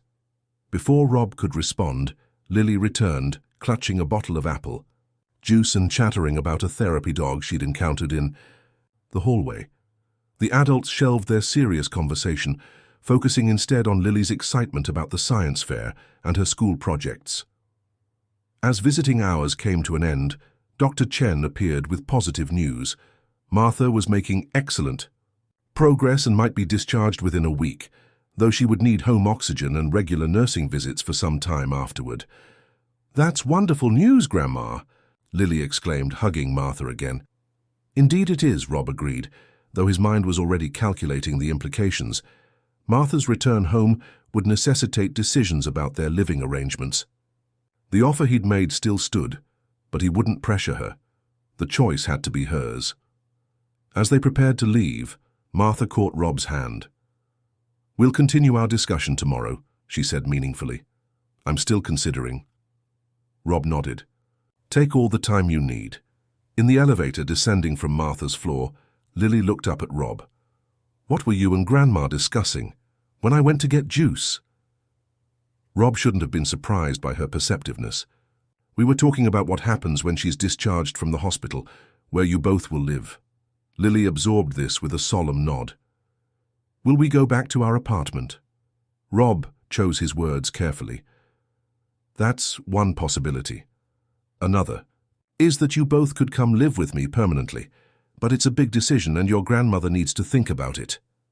What about what I think? Lily asked, her voice small but determined. Rob looked down at her, struck again by her maturity. Your opinion matters very much. What do you think, Lily? She considered the question with the same seriousness she applied to her schoolwork. I think Grandma needs somewhere safe, with no stairs, and warm in the winter. She paused, then added quietly, and I think you get lonely in that big place all by yourself. The simple observation, so perceptive and kind, caught Rob off guard. He blinked rapidly, momentarily unable to speak. So I think we should stay with you, Lily concluded matter-of-factly, if you really want us to. I really do, Rob managed, his voice husky. Lily slipped her small hand into his as the elevator reached the lobby. Then Grandma will say yes, she just wants to make sure you're sure. The confidence in her statement made Rob smile, despite the emotion tightening his throat. When did you get so wise, Lily Thompson? She shrugged, suddenly just an 8-year-old again. Can we have pizza for dinner? With extra cheese? Absolutely, Rob agreed, grateful for the shift to simpler matters. Extra cheese it is. The tea will... Next morning was Saturday, and Rob had promised Lily a trip to the New England Aquarium after their hospital visit. He was in the kitchen preparing breakfast when his phone rang, the building's security desk. Mr. Harrison, there's a Jake Thompson here insisting on seeing you, the doorman reported, his voice tense. He appears intoxicated and is becoming belligerent. Should I call the police? Rob's grip tightened on the phone. Is he alone? Yes, sir. Just him. Rob made a quick decision. Hold him there. I'll come down. Hanging up, he checked that Lily was still in her room getting dressed, then scribbled a note explaining he'd stepped out briefly and would be right back. He took the private elevator directly to the lobby, his heart pounding with a mixture of anger and determination. Jake Thompson was leaning against the security desk, his unshaven face flushed, his eyes bloodshot. He straightened when he saw Rob emerge from the elevator, a sneer distorting his features. Well, if it isn't the rich savior himself, he slurred. Come to throw me out personally? Rob approached carefully, keeping the security desk between them. Mr. Thompson, you're violating a restraining order. I suggest you leave before the police are called. Jake's laugh was harsh. Restraining order, piece of paper. You think that scares me? I'm here for my niece. Lily is safe and well cared for, Rob replied evenly. She's not going anywhere with you. Jake's expression darkened. She's blood. My blood. Not yours. You can't buy family, mister, no matter how much money you've got. This isn't about money, Rob said, maintaining his calm despite the fury building inside him. This is about Lily's well-being. Like you care about her well-being, Jake scoffed. What is she to you? Some replacement for your dead kid? Some charity case to make you feel better about yourself? The crude reference to Sophie sent a jolt of pain through Rob's chest, but he refused to be provoked. I care about Lily as a person, not a replacement or a project, which is more than I can say for you, given your history of neglect and intimidation. Jake's face contorted with rage. You don't know anything about me or my family. You've known them, what, a couple months? I've been around for years. Yes, showing up when you need money, frightening Lily, leaving your mother to struggle alone, Rob countered, his voice hardening. That's not family, Mr. Thompson. That's exploitation. Jake lunged forward suddenly, but the security guard was faster, intercepting him before he could reach Rob. That's enough, the guard said firmly. Sir, I'm going to have to ask you to leave. This isn't over, Jake spat as the guard escorted him toward the door. Not by a long shot. You'll see. Blood matters. Blood always matters in the end. Rob watched him go, a cold dread settling in his stomach. Jake's appearance confirmed Martha's warning. The restraining order alone wouldn't be sufficient protection. They would need to be vigilant. When he returned to the penthouse, Lily was in the kitchen, reading his note with a confused expression. Where did you go? She asked. Just had to speak with building security, Rob answered, forcing a smile. Nothing important. Ready for breakfast? I was thinking waffles. Lily studied his face, and for a moment Rob feared she would press for more details. But she simply nodded, moving to help him gather ingredients for the waffles. As they worked side by side, Rob found himself hyper-aware of her presence, her small hands carefully measuring flour, her serious concentration as she stirred the batter, the trust she placed in him with every interaction. Jake's words echoed uncomfortably in his mind. Was there some truth to the accusation? Was he using Lily as a replacement for Sophie? Rob examined his feelings honestly. Yes, there were moments when Lily's mannerisms or expressions reminded him of his daughter, but his growing attachment to this child was based on who she was, her resilience, her intelligence, her compassion, not on who she might replace. Their hospital visit that afternoon was shorter than usual, as Martha was tired from a morning of physical therapy. Before they left for the aquarium, she asked to speak with Rob alone for a moment. Lily reluctantly went to the family lounge, extracting a promise that they'd come back afterward, so she could tell her grandmother about the fish she would see. Once they were alone, Martha got straight to the point. "Jake came to see you, didn't he?" Rob's surprise must have shown on his face because Martha sighed. "He called me this morning ranting about confronting you. I tried to phone and warn you, but the nurse said I had to wait until after my treatment." "It's all right," Rob assured her. "Security handled it. He didn't get near Lily." Martha nodded, relief evident in her tired eyes. "Then I've made my decision, Rob. When I'm discharged, Lily and I will accept your offer, not just because of Jake, though that's certainly a factor, but because—" She paused, gathering her thoughts. "Because in the short time you've been in our lives, you've shown more genuine care and concern than most people ever do. And because Lily lights up when she talks about you in a way I haven't seen since before her parents left." Rob sat down heavily in the chair beside her bed, the weight of her decision and the responsibility it entailed washing over him. "Are you certain, Martha? This is a massive change." "At my age, certainty is a luxury," she replied with a wry smile. "But yes, I'm as sure as I can be, on one condition." "Name it," Rob said immediately.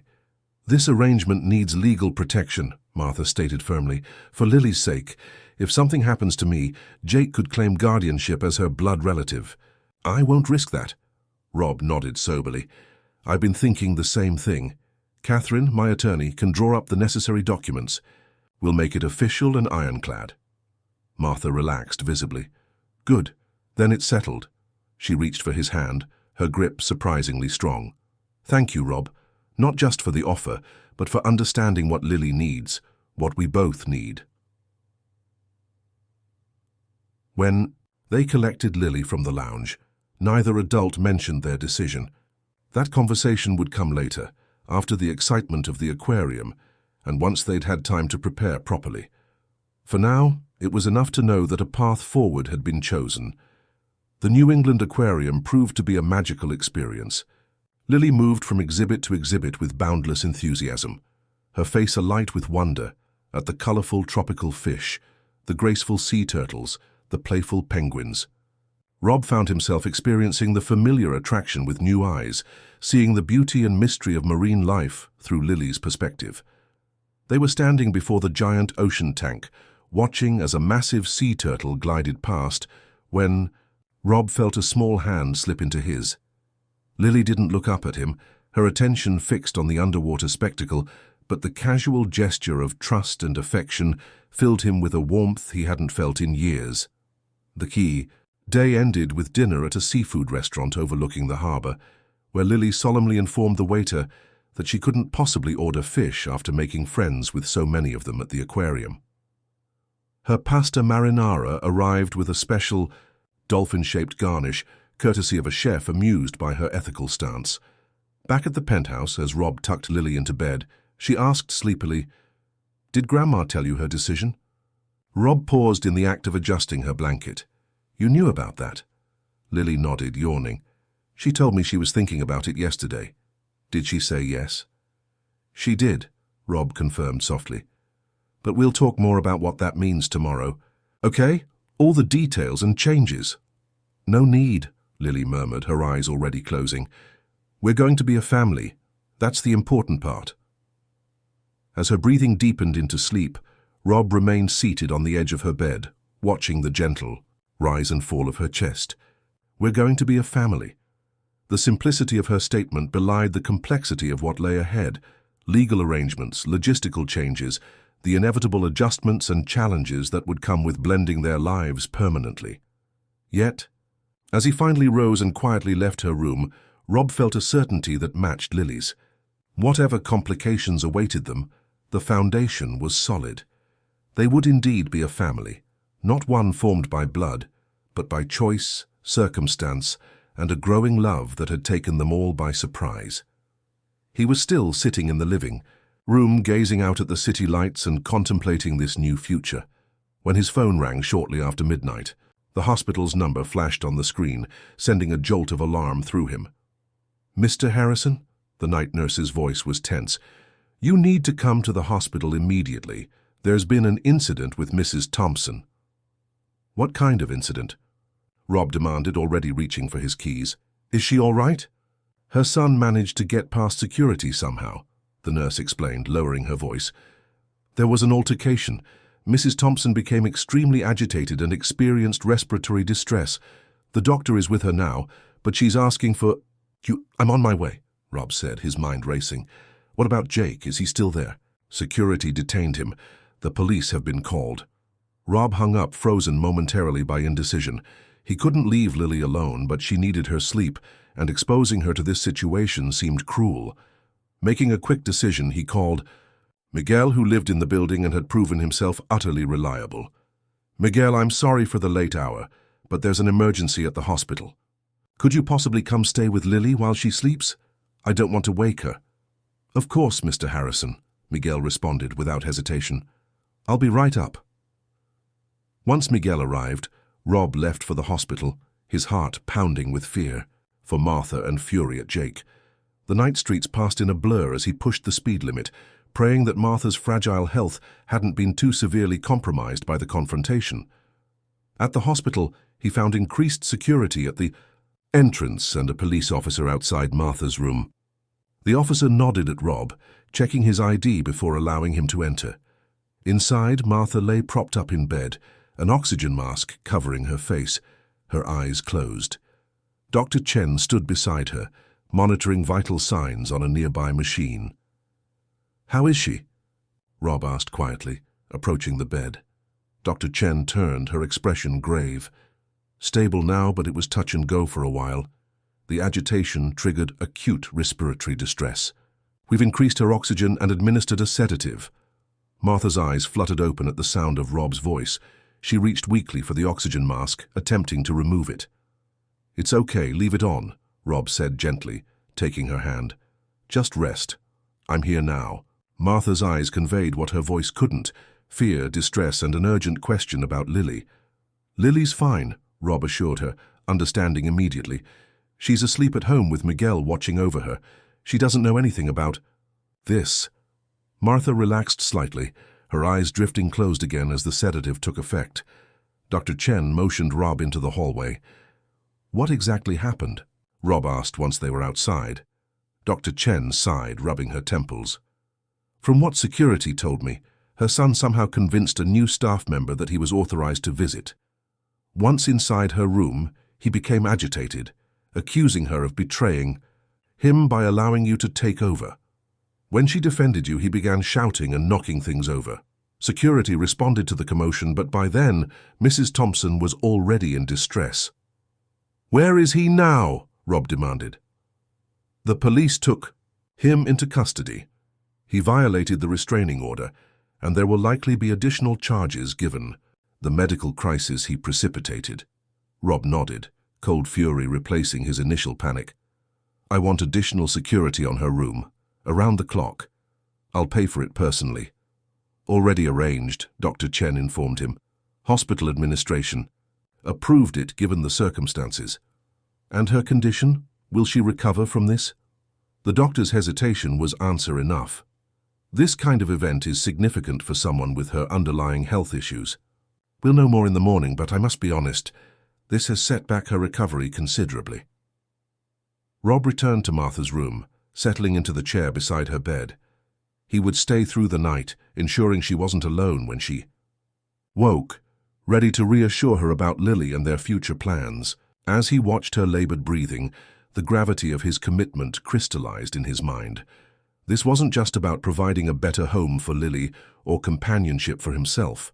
It was about creating a sanctuary, a place where both Martha and Lily could heal from past wounds and flourish without fear.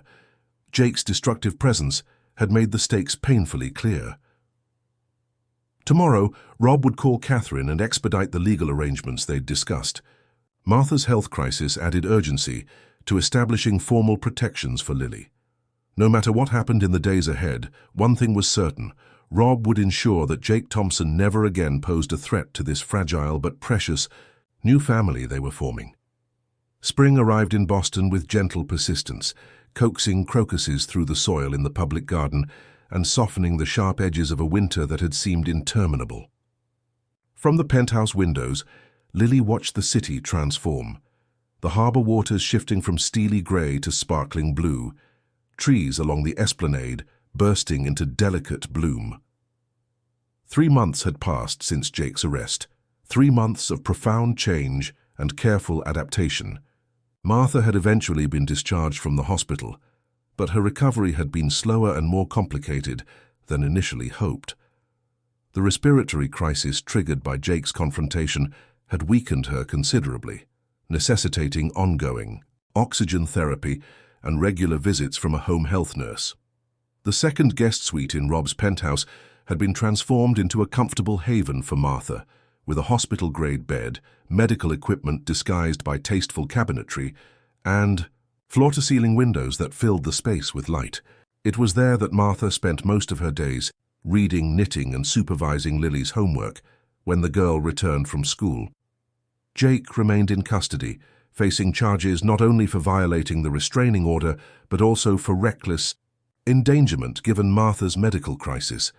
His court-appointed attorney had attempted to negotiate his release with the promise that he would leave Massachusetts, but the judge, concerned by his pattern of behavior, had denied the request.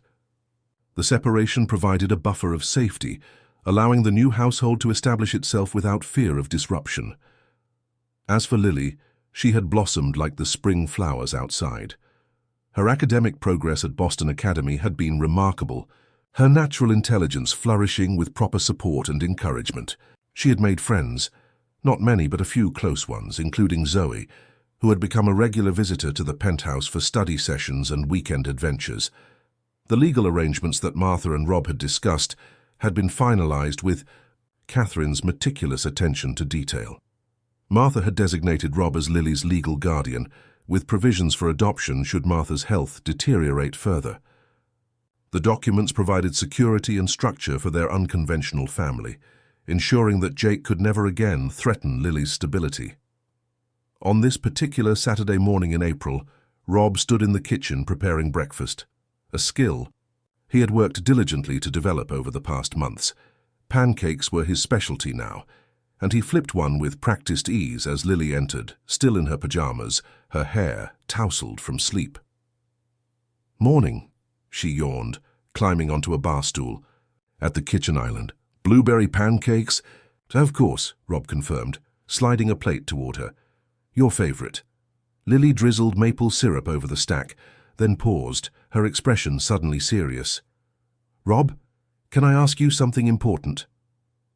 Rob set down his spatula, giving her his full attention. "Always." "Today's the science fair," she began, cutting her pancakes into careful squares. "And all the other kids will have their parents there. Ms. Garcia said we should bring family members who can see our projects." Rob nodded, waiting for the question. "So I was wondering," Lily took a deep breath, "would it be okay if I introduced you as my dad? Not just my guardian or Martha's friend or anything like that, my dad." The question caught Rob completely off guard. They had discussed adoption as a future possibility, but always in abstract terms, something to consider down the road. Lily had continued to call him Rob, and he had never pressed for anything, more content to let their relationship evolve at its own pace. "Lily," he said carefully, that That would mean a great deal to me, but only if you're absolutely sure it's what you want. She nodded solemnly. I've been thinking about it for a while. Grandma and I talked about it too. You did? This was another surprise. Uh-huh. She said sometimes families happen in different ways, that some people are born into families and some people find their families later. Lily looked up, her hazel eyes direct and clear. We found each other, didn't we? When you needed help, and we needed help too. Rob felt a familiar tightness in his throat. Yes, he managed. We certainly did. So it makes sense, Lily concluded with the straightforward logic of childhood. You take care of me like a dad. You help with my homework and come to my school events and make sure I brush my teeth, and you... She hesitated, suddenly shy. You love me, right? Oh, Lily. Rob moved around the island and knelt beside her, stool, meeting her at eye level. I love you more than I ever thought possible, more than I have words to express. She smiled, relief evident in her face. That's what dads do. They love their kids no matter what. So you're already my dad, really. We just haven't been calling you that. The simple wisdom of her statement left Rob momentarily speechless. He had spent months carefully navigating their relationship, worried about pushing too hard or moving too fast, when in Lily's mind, the reality had already taken shape. Then yes, he said finally, I would be honored, beyond honored, if you introduced me as your dad today. Lily's face lit up. She threw her arms around his neck in a spontaneous hug that nearly knocked him off balance. Thank you, she whispered against his shoulder. When they separated, both a bit teary-eyed, Rob asked, should we go tell your grandmother the good news? They found Martha awake and sitting up in bed, reading glasses perched on her nose as she reviewed Lily's science fair presentation one final time. Though still dependent on oxygen, she had gained enough strength to attend special events, and the science fair had been circled on her calendar for weeks. Good morning, you two, she greeted them, setting aside her reading. Ready for the big day, Lily? Lily bounced onto the edge of the bed, careful not to disturb Martha's oxygen tubing. Grandma, guess what? Rob said yes, I can introduce him as my dad at the science fair. Martha's eyes crinkled with pleasure. Did he now? Well, that's wonderful news. Rob leaned against the doorframe, watching their interaction with a sense of wonder. Apparently you two have been having discussions without me, he noted, his tone light. Martha chuckled. Women have to stick together, Robert. But yes, Lily has been contemplating this step for some time. I merely encouraged her to follow her heart when she was ready. Are you okay with it? Rob asked seriously. I know we've discussed adoption as a future possibility, but this feels like a significant step in that direction. Martha's expression softened. When Sarah and David abandoned Lily, I feared she would never know what it means to have a father's love. To see her find that with you, her voice caught slightly. It's more than I ever dared hope for her. The mention of Lily's parents, a rare occurrence in their household, brought a moment of solemn reflection. Sarah Thompson, Martha's daughter, and her husband David had disappeared one night 3 years ago, leaving no explanation and no contact information. Their abandonment had left deep wounds in both Lily and Martha, wounds that were only now beginning to heal. They're not coming back, are they? Lily asked quietly, the perceptive question hanging in the air. Martha reached for her granddaughter's hand. I don't believe so, sweetheart, but that's not because of anything you did or didn't do. That was their failing, not yours. Lily nodded, processing this familiar reassurance with new understanding. I used to dream they would come back and everything would be perfect. But now, she glanced at Rob, now I think things worked out the way they were supposed to. If they hadn't left, I wouldn't have been selling candies that day, and I wouldn't have seen Rob needing help. The simple observation, connecting their separate tragedies into a meaningful pattern, struck Rob with its profound wisdom. What had seemed like the worst moment of his life, the loss of Elaine and Sophie, had set in motion a chain of events that eventually led him to this new family. And Lily's abandonment, cruel and devastating as it was, had ultimately placed her in his path at precisely the moment they both needed each other. Life has a way of coming full circle, Martha said softly, as if reading his thoughts. Even in our darkest moments, seeds of new beginnings are being planted. The philosophical turn of conversation was interrupted by the practical demands of the day. They had a science fair to prepare for after all.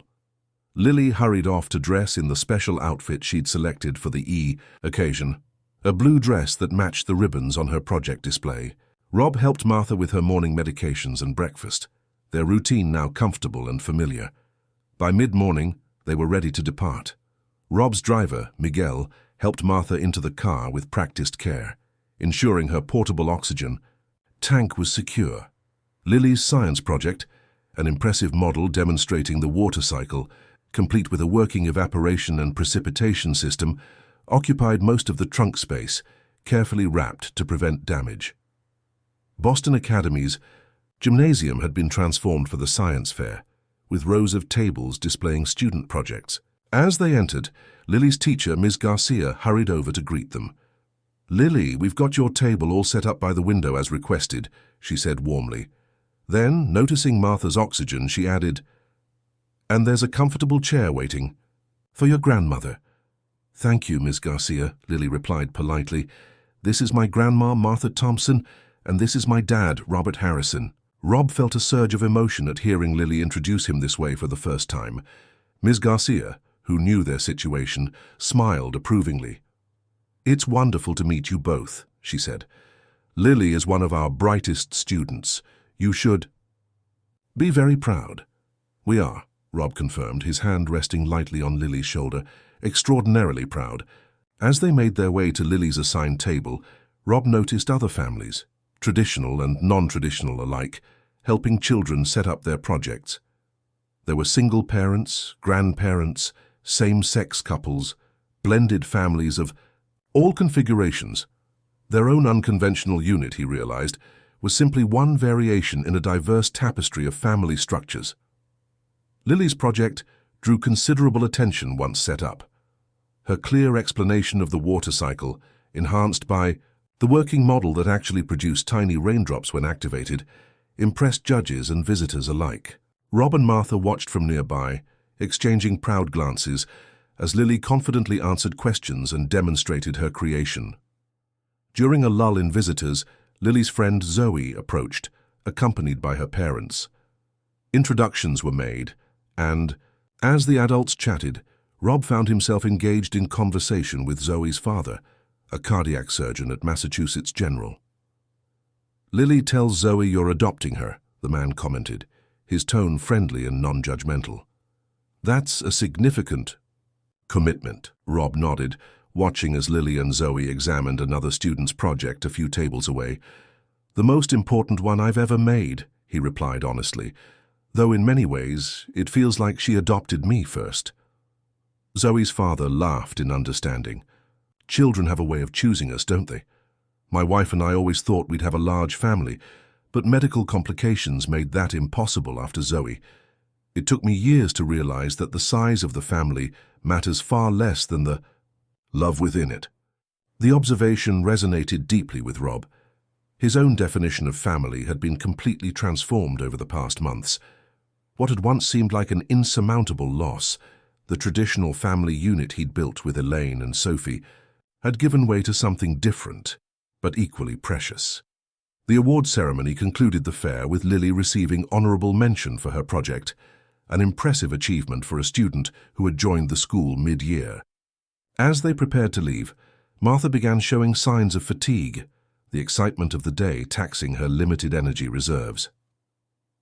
"I think we should get your grandmother home," Rob suggested gently to Lily, who was still basking in the glow of recognition. "Can we stop for ice cream first?" Lily negotiated, her eyes bright with hope. "To celebrate." Rob looked to Martha, who smiled tiredly. "Perhaps ice cream could come to us. I am a bit worn out, but I wouldn't want to miss the celebration." "An excellent compromise," Rob agreed. "We'll pick up ice cream on the way and have our celebration at home." Home. The word had acquired new depth and resonance over the past months. The penthouse, once a sterile sanctuary of solitude, had transformed into a vibrant living space filled with evidence of their shared life. Lily's artwork on the refrigerator, Martha's collection of porcelain birds arranged on the mantel, family photos, new and old, displayed prominently on the walls. That evening, after a joyous ice cream celebration and a quiet dinner, Rob found himself on the balcony overlooking the harbour. The spring air carried a hint of warmth, promising summer days ahead. Behind him, through the glass doors, he could see Lily helping Martha arrange a puzzle on the coffee table, their heads bent together in concentration. The peaceful domestic scene stirred something profound in Rob's chest. 3 lives, each marked by loss and abandonment, had somehow found their way to each other. What had begun with a chance encounter, a wealthy man in danger, a brave child offering help, had evolved into something none of them could have anticipated. He was startled from his reflections by the balcony door sliding open. Lily stepped, out now in her pajamas, a serious expression on her young face. "Grandma's getting ready for bed," she reported. "The nurse is helping her." Rob nodded. "Did you need something, sweetheart?" Lily moved to stand beside him at the railing, gazing. Out at the twinkling lights of boats on the harbour. "I was just thinking about something Ms. Garcia said today." "What was that?" "She said that scientists have to be observant, that they have to notice things other people miss." Lily turned to look up at him. "That's what happened with us, isn't it? I noticed you needed help that day, even though grown-ups were just walking past." Rob smiled at her insight. "You're absolutely right. You saw something everyone else missed. You were braver and more observant than any adult on that street." Lily considered this, clearly pleased with the assessment. "I've been thinking about what I want to be when I grow up," she continued. "I think maybe a doctor or a scientist who helps people." "You'd be wonderful at either," Rob assured her. "You have a natural talent for noticing what others need." She nodded, accepting this evaluation of her abilities. Then, with the rapid subject change typical of children, she asked, "When will the adoption be official? With the judge and everything?"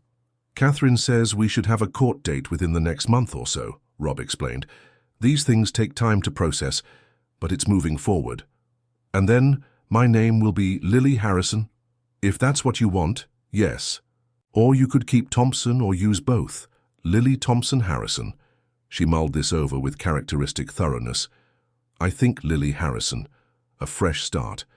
She hesitated, then added, "But I'll always remember I was a Thompson first, because of Grandma." Rob's heart swelled at her thoughtfulness. That's a perfect way to think about it. A comfortable silence fell between them as they watched a sailboat glide across the harbour, its white sail ghostly in the fading light. "Dad," Lily said finally, testing the word that until today she had only used hypothetically.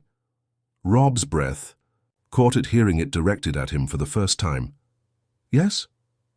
"I'm glad I found you, or that we found each other." "Oh, Lily." Rob knelt down to her level, meeting her earnest gaze. "Finding you and your grandmother is the greatest gift of my life. You saved me in ways you can't even imagine." "You saved us too," she replied simply. "That's what families do, right? They save each other." The profound truth of her observation struck Rob with almost physical force. "Yes," he managed, his voice rough with emotion. "That's exactly what families do." Lily yawned suddenly, the excitement of the day catching up with her. Rob stood, placing a gentle hand on her shoulder. "Bedtime, I think. You've had quite a day, science fair champion." As he tucked her into bed a few minutes later, Lily asked sleepily, "Will you tell Grandma good night for me? I'm too tired to get up again." "Of course," Rob promised, smoothing her hair back from her forehead. "Sleep well, Lily." "Night, Dad," she murmured, her eyes already closing. Rob paused in the doorway, watching as she drifted towards sleep. The title she had bestowed upon him, so simple yet so profound, felt like both a gift and a sacred responsibility. He would spend the rest of his life striving to be worthy of it. In Martha's suite, he found the night nurse just finishing up her evening routine. Martha was propped up in bed, looking tired but content. Lily asked me to say goodnight, Robbie reported, taking the chair beside her bed. She's practically asleep already. Martha smiled. It was a big day for her, for all of us. She studied his face with knowing eyes. How does it feel, being called Dad? Rob considered the question, searching for words adequate to express the complexity of his emotions. Like coming home, he said finally, like something that was broken has been made whole again, but in an entirely new way. Martha reached for his hand, her grip fragile but warm. You know, when Sarah left with David, taking Lily away from me, for those first few years I thought my heart would never recover. And when they abandoned her and disappeared, leaving her in my care when my health was already failing, I was terrified I wouldn't be able to give her what she needed. She paused, her eyes drifting to the window where stars were becoming visible in the darkening sky. I prayed for help, Robert. Not for myself, but for Lily. I prayed that somehow she would find the security and love she deserved.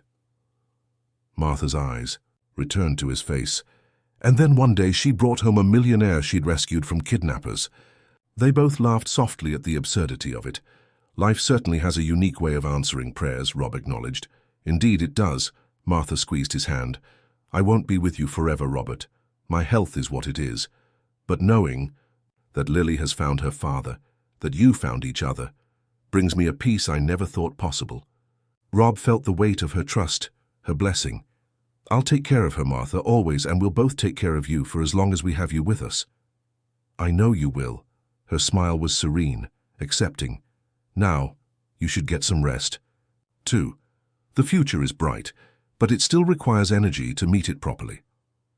As spring deepened into summer, their new life together continued to evolve and strengthen. The adoption became official in June, with a small celebration afterward, attended by a select group of friends, Zoe and her parents, Miguel and his family, Ms. Garcia, Catherine, and Dr. Chen. Martha, though increasingly frail, beamed with pride throughout the proceedings, her joy palpable as the judge pronounced Lily officially Lily Harrison. The company that had once been the center of Rob's existence now occupied a more balanced place in his life. He had restructured his role, delegating day-to-day operations to trusted executives while maintaining strategic oversight. This arrangement allowed him to be present for school events, family dinners, and quiet evenings at home. The moments he now recognized as truly invaluable. Philip Mercer, whose kidnapping plot had inadvertently set this entire journey in motion, had eventually faced justice through both criminal charges and civil penalties.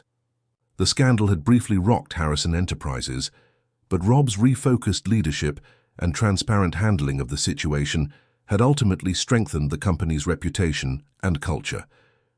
Jake remained incarcerated, his attempts to challenge the adoption unsuccessful in the face of overwhelming evidence that Lily's well-being was best served in Rob's care. Martha maintained that her son might someday find redemption, and Rob had established a trust to fund rehabilitation services should Jake ever choose to accept help. It was the most generous response he could manage toward the man who had caused such fear and pain. One evening in late summer, as the three of them sat on the balcony watching a spectacular sunset paint the harbor in shades of gold and crimson, Lily suddenly asked, "Do you think things happen for a reason, like are some people meant to find each other?" Rob and Martha exchanged thoughtful glances. It was the kind of philosophical question that had become common as Lily's mind continued to develop and explore. "I believe that life presents opportunities," Rob answered carefully. "Moments when paths cross that might never have intersected otherwise. What matters is whether we recognize those moments for what they are and have the courage to act on them." "Like when I saw you being followed and decided to help," Lily suggested. "Exactly like that," Rob confirmed. "You could have walked past like everyone else did, but you chose compassion and bravery instead." Martha added her perspective. "I think sometimes the universe conspires to bring healing where it's needed most. 3 broken hearts found each other and became whole again. There's a certain poetry in that, don't you think?" Lily considered this, twisting a strand of hair around her finger, a habit she displayed when deep in thought. "So I'm glad we recognized our moment then," she concluded, even if it was scary at first. The most important moments often are, Rob agreed, reaching for her hand. As the last rays of sunlight gilded the water, Rob looked at the two people who,